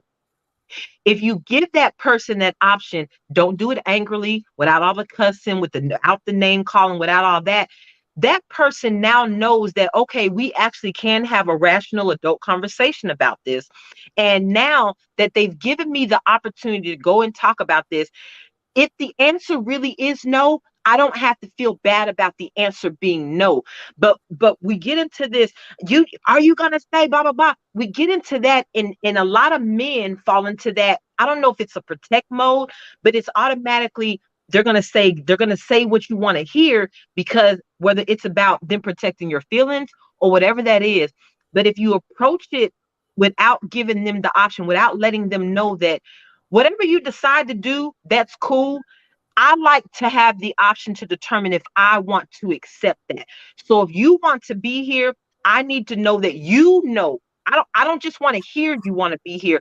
I want you to know and understand not only that you want to be here, but what it takes for you to be here and why you want to be here. Why are you choosing me? And is this going to happen again? You're never going to accomplish that if you can't have a rational conversation without the name calling, without the pointing fingers, without the anger, without the hate, without the hostility. You've got to allow them time to assess the situation and regurgitate everything that you feel, everything that they feel. And I agree about not telling all your family and friends, because you don't know how you're going to respond to that. You don't know if this is actually going to break you to the point that you want to walk away, or if you're going to stay in the relationship. But now that you've told your girlfriends and your family, now they have a disdain for this individual. There's a distaste in their mouth. So now when you take them back, now you have to deal with future conversation. I told you he wasn't shit. I don't know why you won't leave him. Now you have all this. So even if you work past the infidelity as those two individuals in the relationship, now you have all these outside influences saying, why did you? That was stupid. You shouldn't have stayed. So now you have to deal with that constantly, that constant fight in your relationship of other people telling you what's best for you. And while they may be right, until you decide you're walking out, keep other folks out your relationship business. Period. Whether they cheated on you or not, keep Right. your business. Okay. Keep out your business. And if you feel like you want to talk to somebody in the relationship, maybe the cheating, maybe you feel like you can't get past it without talking to somebody, maybe y'all should seek counseling together. But Ain't nothing wrong doesn't with have biased opinion. That's true. That's true. That is true. But I'm gonna tell you, because there's more than one counselor in the world. So if you get in a situation where you feel like you're going to counseling and neither one of y'all is getting what y'all need to get out of it, and you feel like nothing's getting solved because the counseling is there, they're not there to tell you what to do. That's not their end goal. They're supposed to be there to listen objectively and help you to be able to work through what it is that you're going through. Help you to be able to see what it is that y'all having an issue with and be able to work that out together. And if your counselor is not achieving that for you, just like if your doctor wasn't prescribing you the right medication or treating you in the right way, you had to go leave and find you another doctor. The same thing with that counselor. Go find you somebody else. At some point, somebody is going to be able to help you to be able to work through it if you really want to work through it. Looking for another counselor because this one didn't tell you what you wanted to hear. That part. Because some of y'all wrong and don't want to hear that you're wrong. Right. And that's a problem in itself. That's a whole problem in itself. So, True too. Willingness looks like a lot of things, ladies and gentlemen. And if you're stuck in a situation where you have either party not wanting to be accountable for the things that they want to be accountable for, maybe it is your season to walk away, because you do not have to work through it. Sometimes you can just walk away. Mm-hmm. Sometimes attempting to work through it is more harmful. And while I'm pro relationship, I'm pro healthy relationship. Right. I like it. And don't feel sad and pity on yourself. If you're the one that got cheated on, find out what it is that you wasn't doing in the relationship or the reasons why, and then work on that. Right. But don't sit there and wallow in the self-pity of it. If it is what it is, and even if you don't work it out with that person or in that moment, in that situation, now you know what the problem is. So you don't have to worry about carrying that over to your next relationship if that's the way it has to go. Yeah, because infidelity is really a reason to pause after a relationship. Carry it over to that relationship, and that's another issue. If you work it out, whether you're going through counseling, whether y'all just sat there and hashed it all out, regardless of why you stayed or how you stayed, if you decide to stay, you cannot continue to beat that act over that individual's head. You can't bring it up every time you're in an argument. You can't sit on this and just let it fester and fester. And because what happens when you have one spoiled apple, while you may just see mold on this one apple, if you let that apple sit in that basket with the other apples too long, what happens? That mold starts to spread onto the other apples. So if you're going to be willing, if you're staying, I don't care how you feel about staying. If you decided to stay, stop beating people over the head about a decision they made last week, last year, last decade, whatever. Stop constantly bringing this up. Period. Even if they cheat again, don't bring up the last time they cheated. We're going to talk about this time that you cheated. Right. I forgave you for that. And people need to understand what it means to forgive. And a lot of times we get to a point where we don't understand what forgiveness is for. A lot of people think forgiveness is solely for the person who accosted you. Forgiveness is so that you can have a peace of mind. That's what forgiveness is more for you than it is for the person who caused you the trauma or needs to be forgiven. Yes, you can forgive the act, but if you haven't truly forgiven that person, you won't have peace in your spirit. And that's why you're constantly bringing it up, because you haven't forgiven internally yet. You've forgiven verbally, but you haven't physically forgiven that person emotionally. You haven't forgiven them spiritually. You've only forgiven them verbally. So we've got to stop allowing that moment to fester in our relationship if we choose to stay. Because the moment you don't walk away, you can't use it as a weapon against them for the remainder of the relationship. Yes. Listen, they say whatever you not changing, you choosing. Period. True. The other thing is, if you can't get to the point where you can talk about said act, and it's not that you don't feel emotion about it, but if you cannot fluently talk through this act, there are some other issues that you need to address.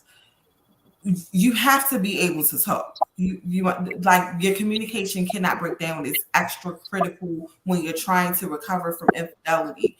Once your communication has broken down in your relationship, your relationship is over. So you have to understand that in all of that, you're rebuilding trust, you're rebuilding communication, and you have to be able to do that fluently. And it's not going to be easy. Somebody's going to be uncomfortable. More than likely, both parties are going to be uncomfortable, but you have to work past the discomfort. Right. Like all things, it's like public speaking. Nobody gets good at public speaking because they didn't try. You got to work past the discomfort. It's the same thing. That person is going to say things that is hurtful. You're going to say something that's going to hurt this person. That person's going to have emotions about it. They may cry, but you have to be able to push forward. And even in moving forward from that point where you say, I've forgiven you, you're going to have to understand that as a person that cheated and the person that was cheated on, each one of you now have new triggers. Now you have new triggers. So if you start to get secretive and you start this and you stop talking, understand that you're going to trigger your mate into believing that something's going on. But here's the caveat to that. You can't move in such a way of, oh, they cheating, I'm going to catch them. No, now you have to have a conversation that looks more like, your behavior is making me uncomfortable. You've stopped talking. You're acting abnormal. Not, I think you cheating on me, because those are two separate conversations. We have to be careful about Another thing you can't do. You can't use that act as the reason why you don't want to have sex with your spouse. I know a lot of people who do that. They're so caught up in that you cheated that now that, okay, you've decided to stay. So now a month's passed, 2 months passed, they're trying to have sex with you. They're making passes at you. They're trying to touch you. You're constantly pushing them away. Move, get on your side of the bed. Don't touch me. I'm not comfortable yet. That goes back to that forgiveness portion. You cannot expect that relationship to survive. You can't expect another act of infidelity not to occur if you work past the first one, and now every time they're trying to move forward, and the only way to move forward is to move forward. You can't move forward from a pause position. You can't move forward stopped at a stop sign. The only way to move forward is to hit that gas pedal. So if you decided to stay in that relationship, so now a couple months have passed by, they're making passes at you and you're shunning them, you're pushing them away because you can't get the thought of them touching somebody else out of your head. How do you expect that relationship to move forward? You cannot use that as an excuse to not have sex with your spouse. Once you decide to stay, the relationship is back on, period. Yes, you have some things to work through, but you can't treat that relationship like it's no longer a relationship once you decide to stay. And you can't use that as an excuse to cheat back. But Right. and the other thing is understanding what that does to the relationship. Yes, you're moving forward, but understand that you're taking steps back in your relationship. So now your partner may not be comfortable having sex, but in you not being comfortable having sex, you have to work towards being comfortable having sex. That means you're going back to basics. You have to start dating again. You have to start getting to know that person again, because now you've created a break. You understand what I'm saying? So you have to rebuild all the things that you did to build up to be in the relationship. You have to now rebuild to get back to a place where this relationship is moving forward healthy. So you are going to have to start dating again because you have to form this emotional bond with each other again. Yeah. It doesn't, it's not, we're in therapy because people don't understand when you go through infidelity, you're doing all this work. You have to have fun in a mix of doing this work because then it feels like I'm doing this job, I'm doing all this work, and now everybody's stressed out. You So gotta then be you gotta pause. That you gotta take time that you're not having a conversation about the infidelity, but you're getting to know this person again. What's new with you? Look, it's a safe day. We can't talk about the cheating today. We can't talk about the cheating because we're learning each other again. We've gone out. We're gonna go have fun. You gotta do like they do team building at work. This is relationship building. Okay. Let's have class, ladies and gentlemen. You have to rebuild. Right. That you gotta take her out on a date. You gotta motivate her to want to be in that space with you. You have to motivate him to want to be in a space with you. You have to rebuild intimacy. It starts with physical touch. It starts with conversation. That you have to learn how to like each other again so that you can get back to a place of holistic love. Because I still love you, but I hate your guts. You gotta work back to like. It's work. If you don't want to put in the work, walk away. Because I promise you, life is either really long or really short. Either way, I don't have time to waste. They're both hard decisions. You got to choose your heart. Walking away is hard. Staying is hard. Choose your heart. Choose your heart. But like you said about that whole team building at work, like I said earlier, you can't give everything to work, everything to kids. But when your husband wants some sex, you too tired. You can't be too tired for only your husband. So when it goes, you can't be willing to team build at work, but you ain't willing to team build at home. Girl, please listen. When I was too tired, he would just take it and listen. I love waking up to this piece. Period. Put that leg up there. Please wake me up, because I promise you that orgasm will put me back to sleep.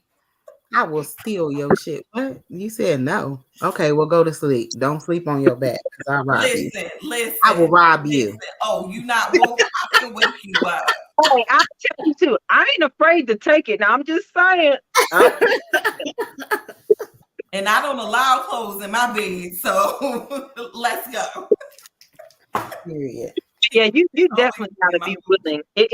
And I honestly, I think it takes more of willingness for the person who was cheated on than the person who did the cheating. Because the person who did the cheating just has to be honest with you and build back that trust. Do what you were doing in the beginning to get the trust. But that forgiveness part, to me, that's the biggest aspect of surviving infidelity. If you can't get past that, it doesn't matter what the other individual is doing. It doesn't matter that they're putting in the work. It doesn't matter that they're being honest. It doesn't matter that they're giving you their heart, their time, their soul. They're doing everything to rebuild that trust. None of that matters if you can't forgive properly. None of it matters. So for me, the person who was cheated on has a harder job than the person who did the cheating. I'm with you, D, because to be honest, I remember, I want to say it was like year 2 of marriage, and my ex-husband said he couldn't get past infidelity. I said, infidelity, I can get past. What I can't get past is you acting like you don't want to be with me. Because those are not synonymous. Just because somebody cheated doesn't mean they don't want to be there. Those things are not synonymous. One can exist without the other. You can't. A lot of times, not for men though. Letitia, you know, men, and like we was talking about it earlier when we were saying that men take it harder. Not that they take it harder, but like you said before, they love harder. So it's harder for them once they done gave you they all, and then they feel like they didn't put everything into this, and then you did cheated on them. It's harder for them to come back from that. So a lot of times they less likely to forgive. Listen, and I understand that, but I think the key point is all of us being honest about what we can do and what we can't, because people got to understand that you can love somebody and not want to do it anymore too. One can exist without the other. And I keep saying this because people act like one action cancels out the other.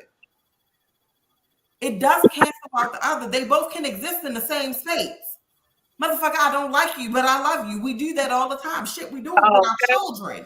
You understand what I'm saying? We lay next to people. There were times in my marriage, I promise you, I wanted to smother him, but I still loved him. I can't stand him now. I still love him. I can't stand him. You understand what I'm saying? But I'm a person of love. I love you all day. Now, if I like you, that's you win it. If you get both of them things to exist, you win it. Right. Because But you know about that. I can love you and never want to be around you, but if I like you, I always want to be in your presence. There's a big difference. I don't have to want to be in your presence if I love you, to be honest with you. You can get past infidelity. It just takes a hell of a lot of work, and you have to be in the boat together. And if somebody feels like they are in that boat by themselves, you are done. Right. You are done. Y'all gotta be scooping the water out the goddamn boat at the same time. Somebody can't just be standing there, because even when somebody cheats, if you're standing there and you're letting that person do the work in a relationship all by themselves, you don't want it. Because it's not that. You gotta build a bridge from both sides to reconnect. Right. You have to work on friendship. Friendship is a foundation for trust. And if y'all were never friends, you was never supposed to be in the first place. Because it take a hell of a lot to be in something with somebody forever. Right. That shit is work. And you gotta like the person that you in it forever with. You have to. Because between kids, these jobs, and this goddamn world, you gotta have somebody who got your six. Right. Trust, friendship, foundation. Stop building on these weak ass foundations and thinking that you're not gonna get shit. You gotta do the work from start to finish. The work ends when you close your eyes the last time and you go home. That's it. When God calls you home, the work is done. Until then, it's a constant job. Some days the job is enjoyable, some days it's not. That's called life. You're not going to be in love every moment of it. But if both people are dedicated, and might I add, if both people are worried about how they're treating the other person versus how the person is treating them, the results are rendered very different when your sole focus is how you're treating your woman and your sole focus is how you're treating your man. Because in a situation such as marriage, that's what it's supposed to look like. Because if you come together as one, your focus should be the other person. We have preserved this because you are my focus. You my finish line. And when that person stops being your focus, when the storm is thick and you've lost eye contact, step back, reevaluate, and have honest conversations. Because life is too short and too hard to be stuck in a fucking boat with somebody that don't want you. It's not fair. And don't be a coward. If you went out, say you went out. Give that person time to heal, recover, and find their person. Yeah, people ain't honest like that. People be wanting to hold on to what they want to hold on to. Nah, I don't want to let you go. Nah, I ain't say I want to do that. Okay. I said I want to string you along and then do my own thing too on the side. Because you cheated on me. Will not make me kill you. Holding me and you don't want me will make me kill you. It's not the infidelity. It's the not wanting me but holding me that'll make me kill you. Call me crazy if you want to. I don't give a damn. Don't hold on to me if that's not what you want. Let me go. Let me be happy. You cheating me and you. Because if I'm not your person is out there. And you just holding us both up. Now, I don't want you to find nobody else. You already did that when you cheated on me. You stand over here and suffer. Hey, if you cannot hold it on, one thing you can't hold on to is suspicion. So I had a girlfriend who had a guy that cheated on her, whatever, and they worked it out, blah, blah, blah. Everything was going on. They were back to having intimate relationships again.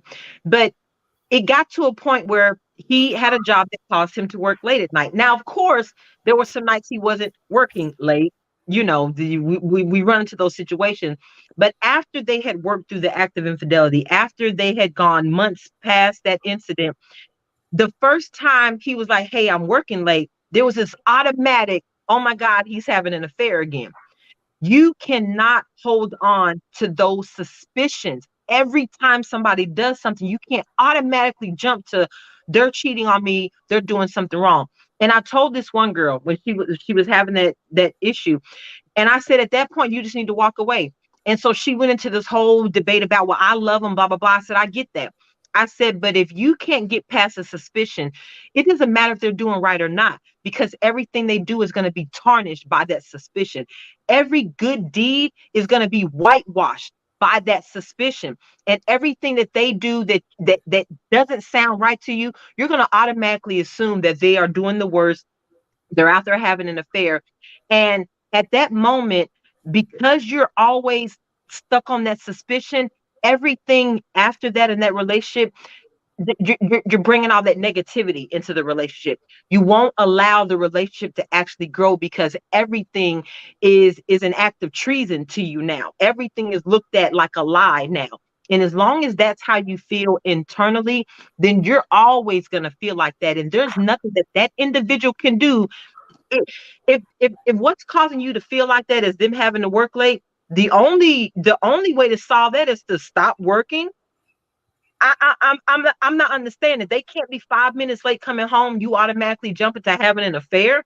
So holding on to those suspicions is very dangerous, and it's toxic in a relationship, because no matter what that individual does, you're always going to find fault. You're always going to find something wrong that they've done. And the relationship cannot grow if you're always finding and identifying faults in individuals.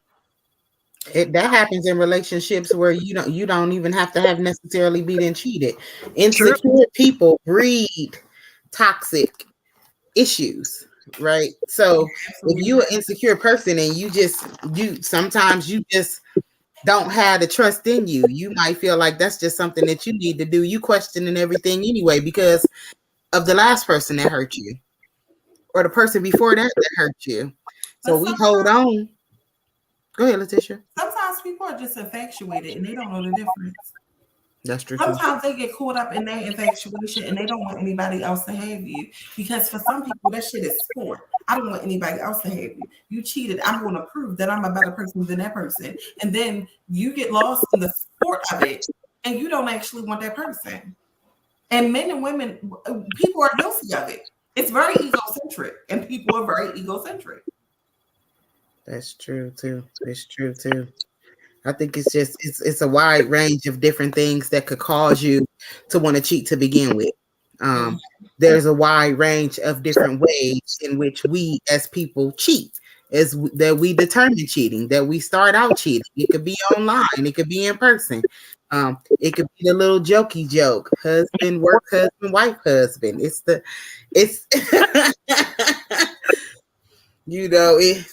it could start out as something small. Maybe, like you said, the person's not listening to you at home, and then you at work and you pouring out your heart to your coworker, and they actually sit over lunch and listen to you every day. They take you out and they really want to hear what you got to say. They give you good advice. They're nice to you. Maybe their wife ain't doing the same thing. So next thing you know, y'all having real conversations because y'all agree. And it's happening to the both of you. So it's like, it's hard. You have to really, really be in your relationship. If you feel like you need to talk to somebody else, then you need to stop, because that means you're not talking to your mate. And at the end of the day, that's the one that you really need to be focused on when it comes to the relationship to begin with. You shouldn't be out here talking to other people about your relationship, especially other people who may or may not have good intentions for you or have your best interests at heart when it comes to your relationship. Sometimes it's hard talking to your mate. And if that's the thing, then work on that. I don't think it's hard. You initiate the conversation. If they're not adult enough to have a conversation with you, they never want to talk, they never want to have deep conversation, I'm bouncing. It ain't hard at all. I'm going to talk in my relationship. We're going to talk through some things. We're going to deal with life. We're going to talk, we're going to discuss how we do things as a unit. If you can't discuss with me how we move as a unit, then we ain't going to be a unit. I'm bouncing. I don't think talking in a relationship is hard at all. Not for me. Some people just aren't good communicators, and then some people don't know that they're not good communicators. Yeah. And we have all of these elements that we are not cognizant of because somebody gets starry-eyed and caught up in the moment. So you're not realizing that you're in a relationship with someone who does not communicate well in the first place, or you don't recognize your deficits and not listening, because a lot of us are not good listeners, and we don't know that we're not good listeners, because listening goes beyond just hearing what the person said out of their mouth. Mhm. People don't ask clarifying questions. A lot of times you go into these left conversations because that person has a perception of what they thought you said versus understanding what you said to them. And I understand that it's hard to take emotion out of the conversation, but you have to, especially when you're clarifying what somebody else says. That's why you step away. Absolutely. Absolutely. You always have to hit the pause button, especially when emotions to run high. Because I'm not going to talk to you if I'm angry. And my ex said to me, you shut down. Listen, I shut down because my mouth is disrespectful. So I silence myself because I'm not one to apologize. When you say things in anger, that's what you meant at that moment. And I'm not a knee-jerk reaction kind of girl. So I shut up. I silence myself. It's part of my overwhelming need to have self-control. And when you're talking about spouse, I respect you like I respect myself. I'm not going to talk to you crazy. Girl, you almost made me bust out into a T.I. rhyme. If I said it, then I meant it. And what? And that's my point. And that's exactly my point. Because if I say something less to you, understand I meant that. There are very few people that would ever say to you, oh, Letitia apologized to me for what she said. Oh, I meant that shit. You hurt my feelings and I meant it. So if I take myself to a place where I'm quiet, it's because I'm angry and I don't want to speak in anger. Some of y'all need to practice that. Speaking in anger is not a good thing. Because if you calm down and those are no longer your thoughts, it shouldn't have come out your mouth anyway. Hey, that's something with me. This because we're emotional creatures and we act on our emotions, and we've got to stop acting on emotions. While emotions are very relevant, they're how you feel, and nobody can knock how you feel about anything. They can disagree with it. They don't have to feel the way you feel, but your emotions are just that. They are exactly how you feel. You should be in touch with them. You should be aware of them. Do not act on emotions, because oftentimes emotions are not facts. They're your perception of a series of events and how you feel about that series of events at that time. Right. So we gotta stop acting on is rarely fact. That's me. I'm emotional, okay? I will tear this whole building up. What? They got in my feelings. I am not. I can be emotional, but if you get me to a place where my emotions have stirred, you have really hurt my feelings, and it is very hard to hurt my feelings.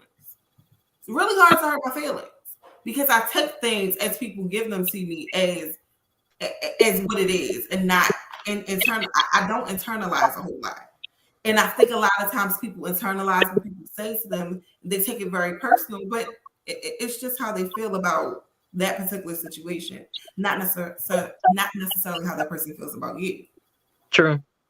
That particular situation makes people feel a certain way, and you're not distinguishing that situation made that person feel XYZ, and it wasn't you that made them feel XYZ. No, no, it's everything in that moment. Oh, whatever that is, it's everything for me. Okay, and you know what else I don't like? like? Quiet, just let me be. What will make me walk away from somebody is somebody who is too sensitive. Like if you internalize everything and take everything personal, we can't do this because I shoot straight from the hip. And I don't say things in malice, but I'm very straightforward. And if you're extra sensitive, I'm not the girl for you, because I struggle to soften the blow for my children sometimes. So if I'm struggling to do that for my children, motherfucker, I'm not gonna do that for you. I don't have time for it. I'm not gonna coddle you. Cause you can give it to me raw and I'll tell you, ooh, that hurt.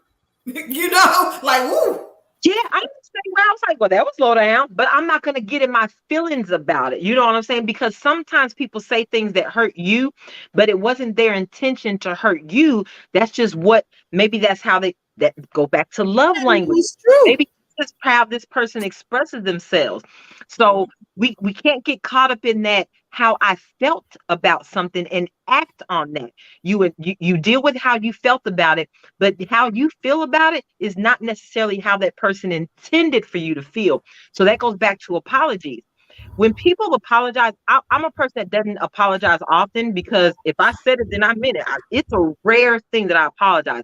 And normally when I do, I'm not apologizing for what I said. I'm apologizing for how you interpreted what I said, because I may not have meant to hurt your feelings, but I meant what the hell came out of my mouth. Absolutely. And a lot of people don't know I how to. apologize because I be wrong, y'all. Okay, I be wrong. I be wrong. I get in my feelings. All right, I see that's such I be wrong. That's such a strength. That. Yes, that's such a strength. That is such an admirable thing, because you like, look, I be wrong. Some people are not able to acknowledge, like, I'm wrong. And when you can't acknowledge that, it creates so much. You definitely won't survive infidelity if you can't admit when you're wrong. I mean, I cheated on you because, I felt like it, but I wasn't wrong for that. So you're the person that was cheated on. Like I said earlier, if your husband's always asking you for sex and you're not giving him any and he steps out, while you're not responsible for his act, you contributed to that situation. So in that discussion, you have to be willing to admit that, you know what, maybe I was wrong for holding out on you. You're right. I need to step my sex game up. But most people, how do we work on that? Yeah, how do we work on this? How do we get to a place where you're getting what you need, and it's not feeling like a task for me? And the key word was we. How do we work on this? Mm-hmm. We. Because I hate for somebody to say, you need to fix it. No, you need to be single. You need to be single. It's a we thing. It's a we. Yeah, bullshit. I mean, ladies, let me tell you, there have been incidents. Letitia has been dead ass wrong. Dead ass. But I own my stuff. I own it proudly, like I did. You know, and I've been accused of not caring because I'm frank, but I'm not. I'm not one to wiggle. You know, if you ask me a question, I'm going to answer it. And there have been times, I will say, this guy was talking to you, he was like, have you been seeing somebody else? Before I answer that, do you really want to answer this question? Yeah, don't be asking. Before I answer this, do you really want the answer to this question? Because I'm prepared to sit down and talk about it. But if you want to get crazy in here, there's nothing to talk about. Yeah, I want to know. Yeah, so see other people. Like, it shouldn't be a mystery to you either. At that point, you already know anyway. I mean, right, if I had to ask you, you already know. I'm very transparent. I'm single, so I'm not. Hey, but you need to feel the same way about having the conversation after infidelity. If you're the type of person that has to have the details, you have to be willing to hear those details without the attitude, without the, oh my God, you hurt my feeling. I can't believe you did that. I can't believe you kissed her. You can feel that way all you want, but don't be asking for the details if you really don't want to hear them. Trust me, people watch what they're asking for. Because if you ask me for details, I'm about to give you the whole spiel and you're not going to like it. You are not. I have had a situation where I was asked for the details. I gave the details. No, I'm lying. I didn't initially give the details. Let me explain to you why. Why are you asking me for the details and you put a recording device in my damn car? Ooh. Why are you asking me for what you know? Are you looking to trip me up? Because the only thing that's going to happen in this conversation is I'm going to fill in the holes of what your recording device didn't get. Dang. Because I'm like, you didn't even have to go through all that. I fucked him. Yes. Multiple times. King Petty wanted to make sure, like, yeah, I'm gonna see if she gonna tell me this lie. You said that she was XYZ. I did. I went there. I'll tell you the rest of the story off air though.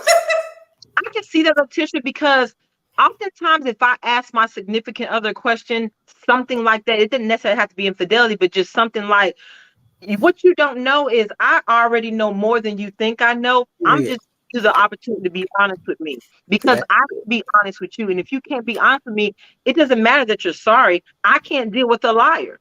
I can't deal with someone who won't be honest. So 9 times out of 10, if I ask you a question, maybe I know more than you think I know. I don't like being asked questions that you already know the answer to. I would much rather you just preference what you really want to ask me rather than play the game. But if you're asking, for instance, if I asked you, like, say I find you talking to a girl on social media or whatever, right? And I asked you about the girl. Before you answer, I'm gonna say, please be mindful. I know a lot more than you think I know.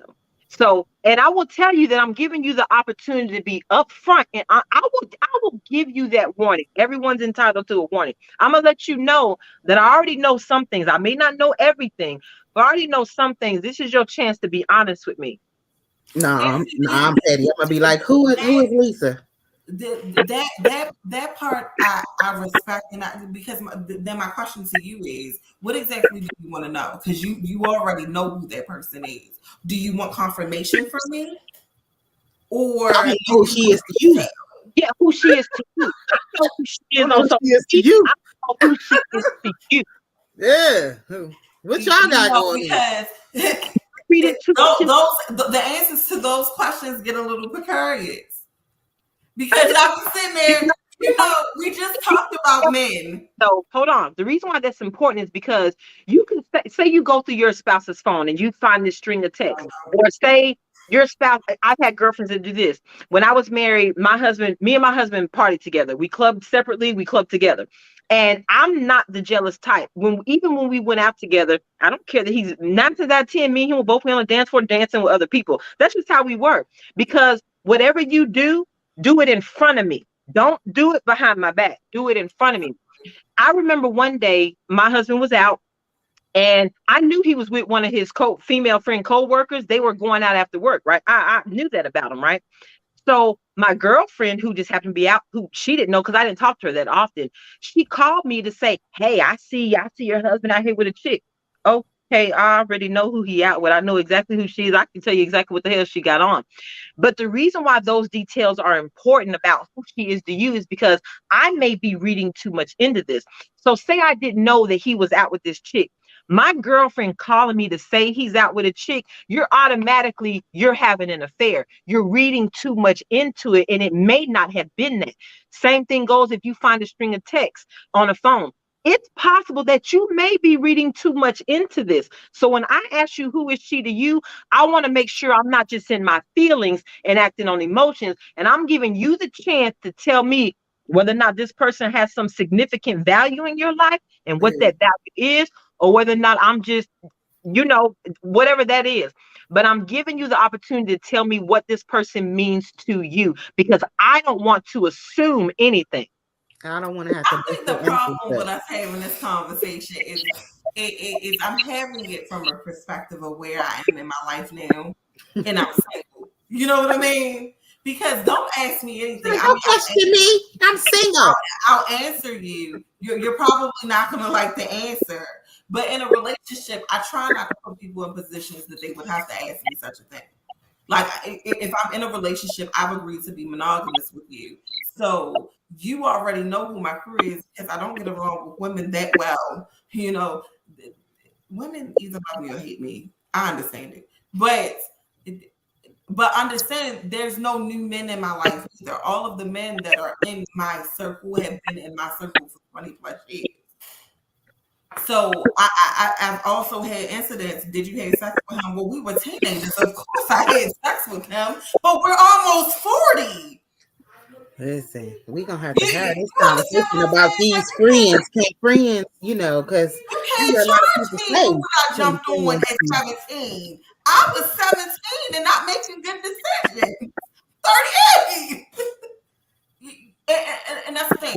I don't have new people in my circle, male or female. There's just not new people in my circle. I have trust issues. You know what I mean? I like to know what I'm dealing with inside out. So I have a whole bunch of new people in my circle. So, for you to ask me if I had sex with this person, well, when we were in high school, I've been out of high school for 20 damn years though. Does that count? Like, are we still harping on? Does it? Yeah, y'all might still, y'all might And I'm still not be looking at saying each that it other. never happened that being an adult erases it, but your feelings as a teenager and your feelings as an adult, maybe I'm speaking for everybody else, they aren't the same for me. That's not it's not the same run of emotions for me. So for that to bother you, and we were, because 17 you were kid. But you gotta think though, it's not about how you feel about it. You know how you feel about it. It's about how that other person feel about it. That's why I person said that you date. but that's why I said it's a no for me. Because if I'm gonna have to contend with that go away, I'm not even gonna deal with it because I'm not gonna be reasonable and I'm not gonna acknowledge your feelings the way that you want me to because I'm looking at it, we were kids. But I'll answer you. I'll say, yeah, when I was 17, I did. So what? We had Exactly. I And was 17. that's I'm what I'm saying. 45 right now. Now, if you can't deal with that, that's on you. I don't care nothing about that because Exactly. That's where I am with it. yeah, I could care less. But like I said, I leave. I don't have a problem walking away. I know when things aren't right.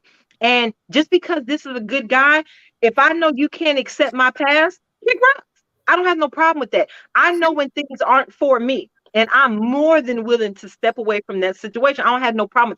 I detach real easy. I don't Real. think it's a not accept your past thing.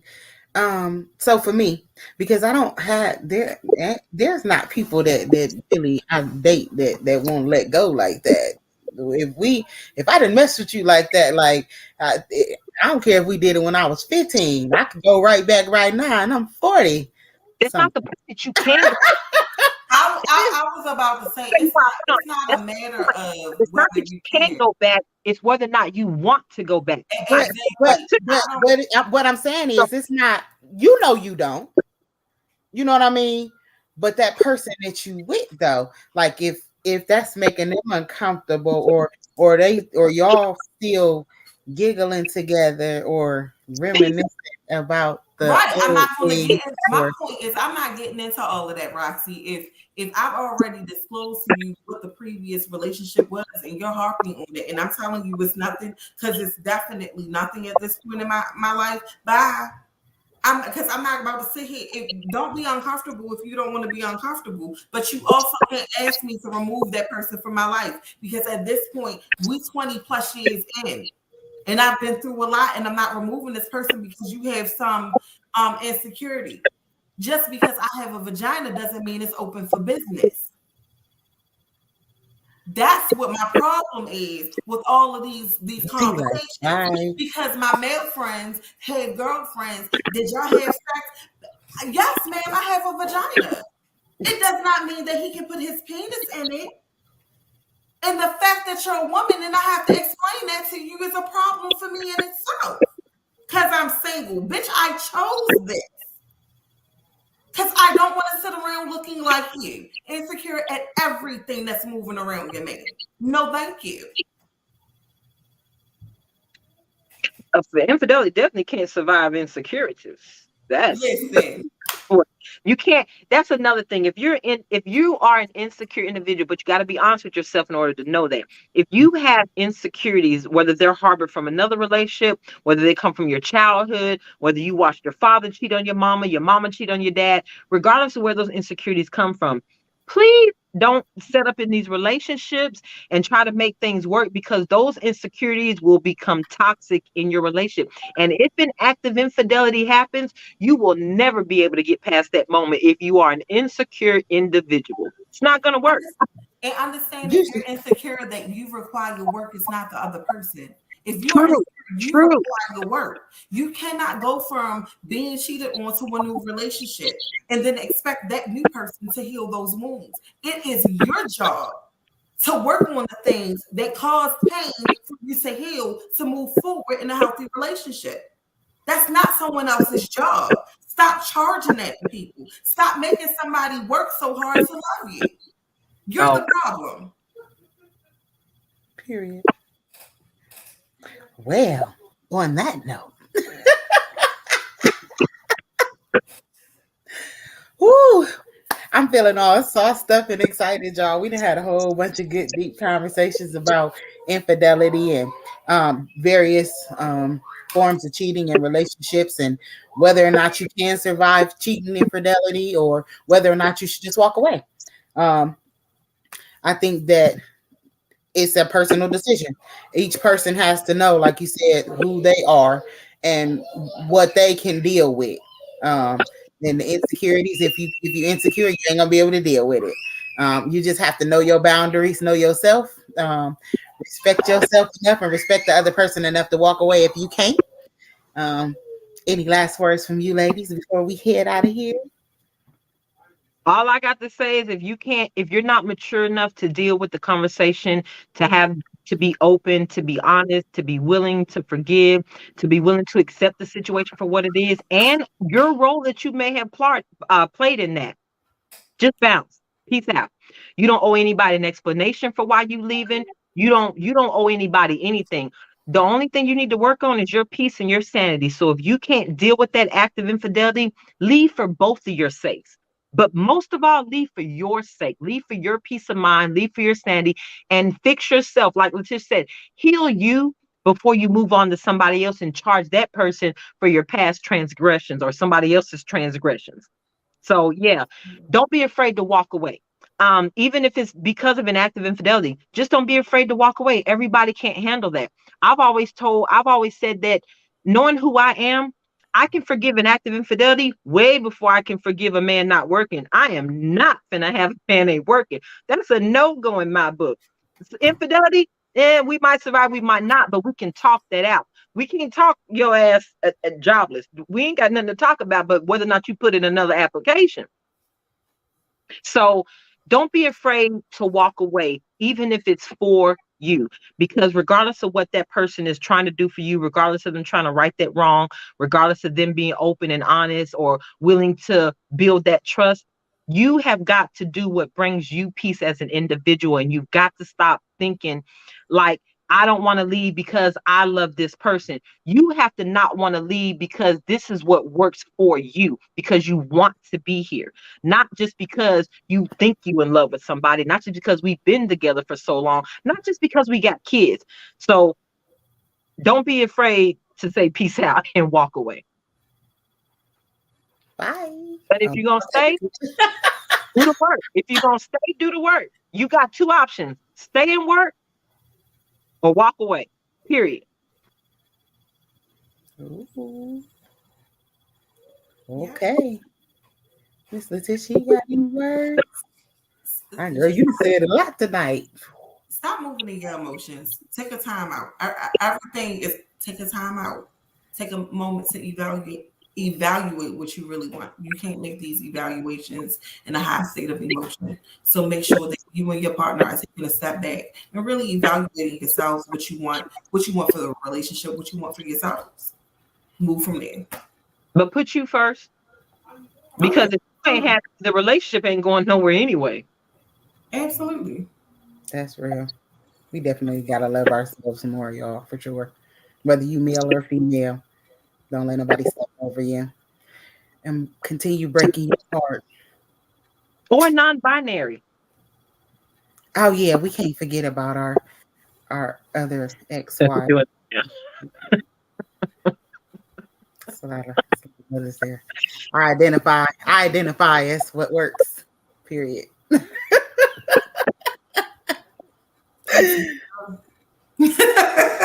Identify as honest. That's real. I love it. That's real. I mean, I got a couple letters on the spectrum. I got a couple. Yeah.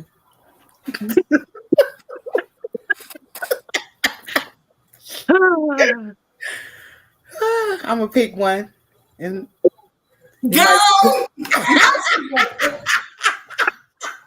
Roxy, stop this right now. might be different tomorrow. All right, I quit. See, this is what happens. This is what happens after 11:30. You know, it gets after dark, and then the next thing you know, we talk about fingers and that. Okay, all right, we're gonna go. We good. She doesn't usually catch me off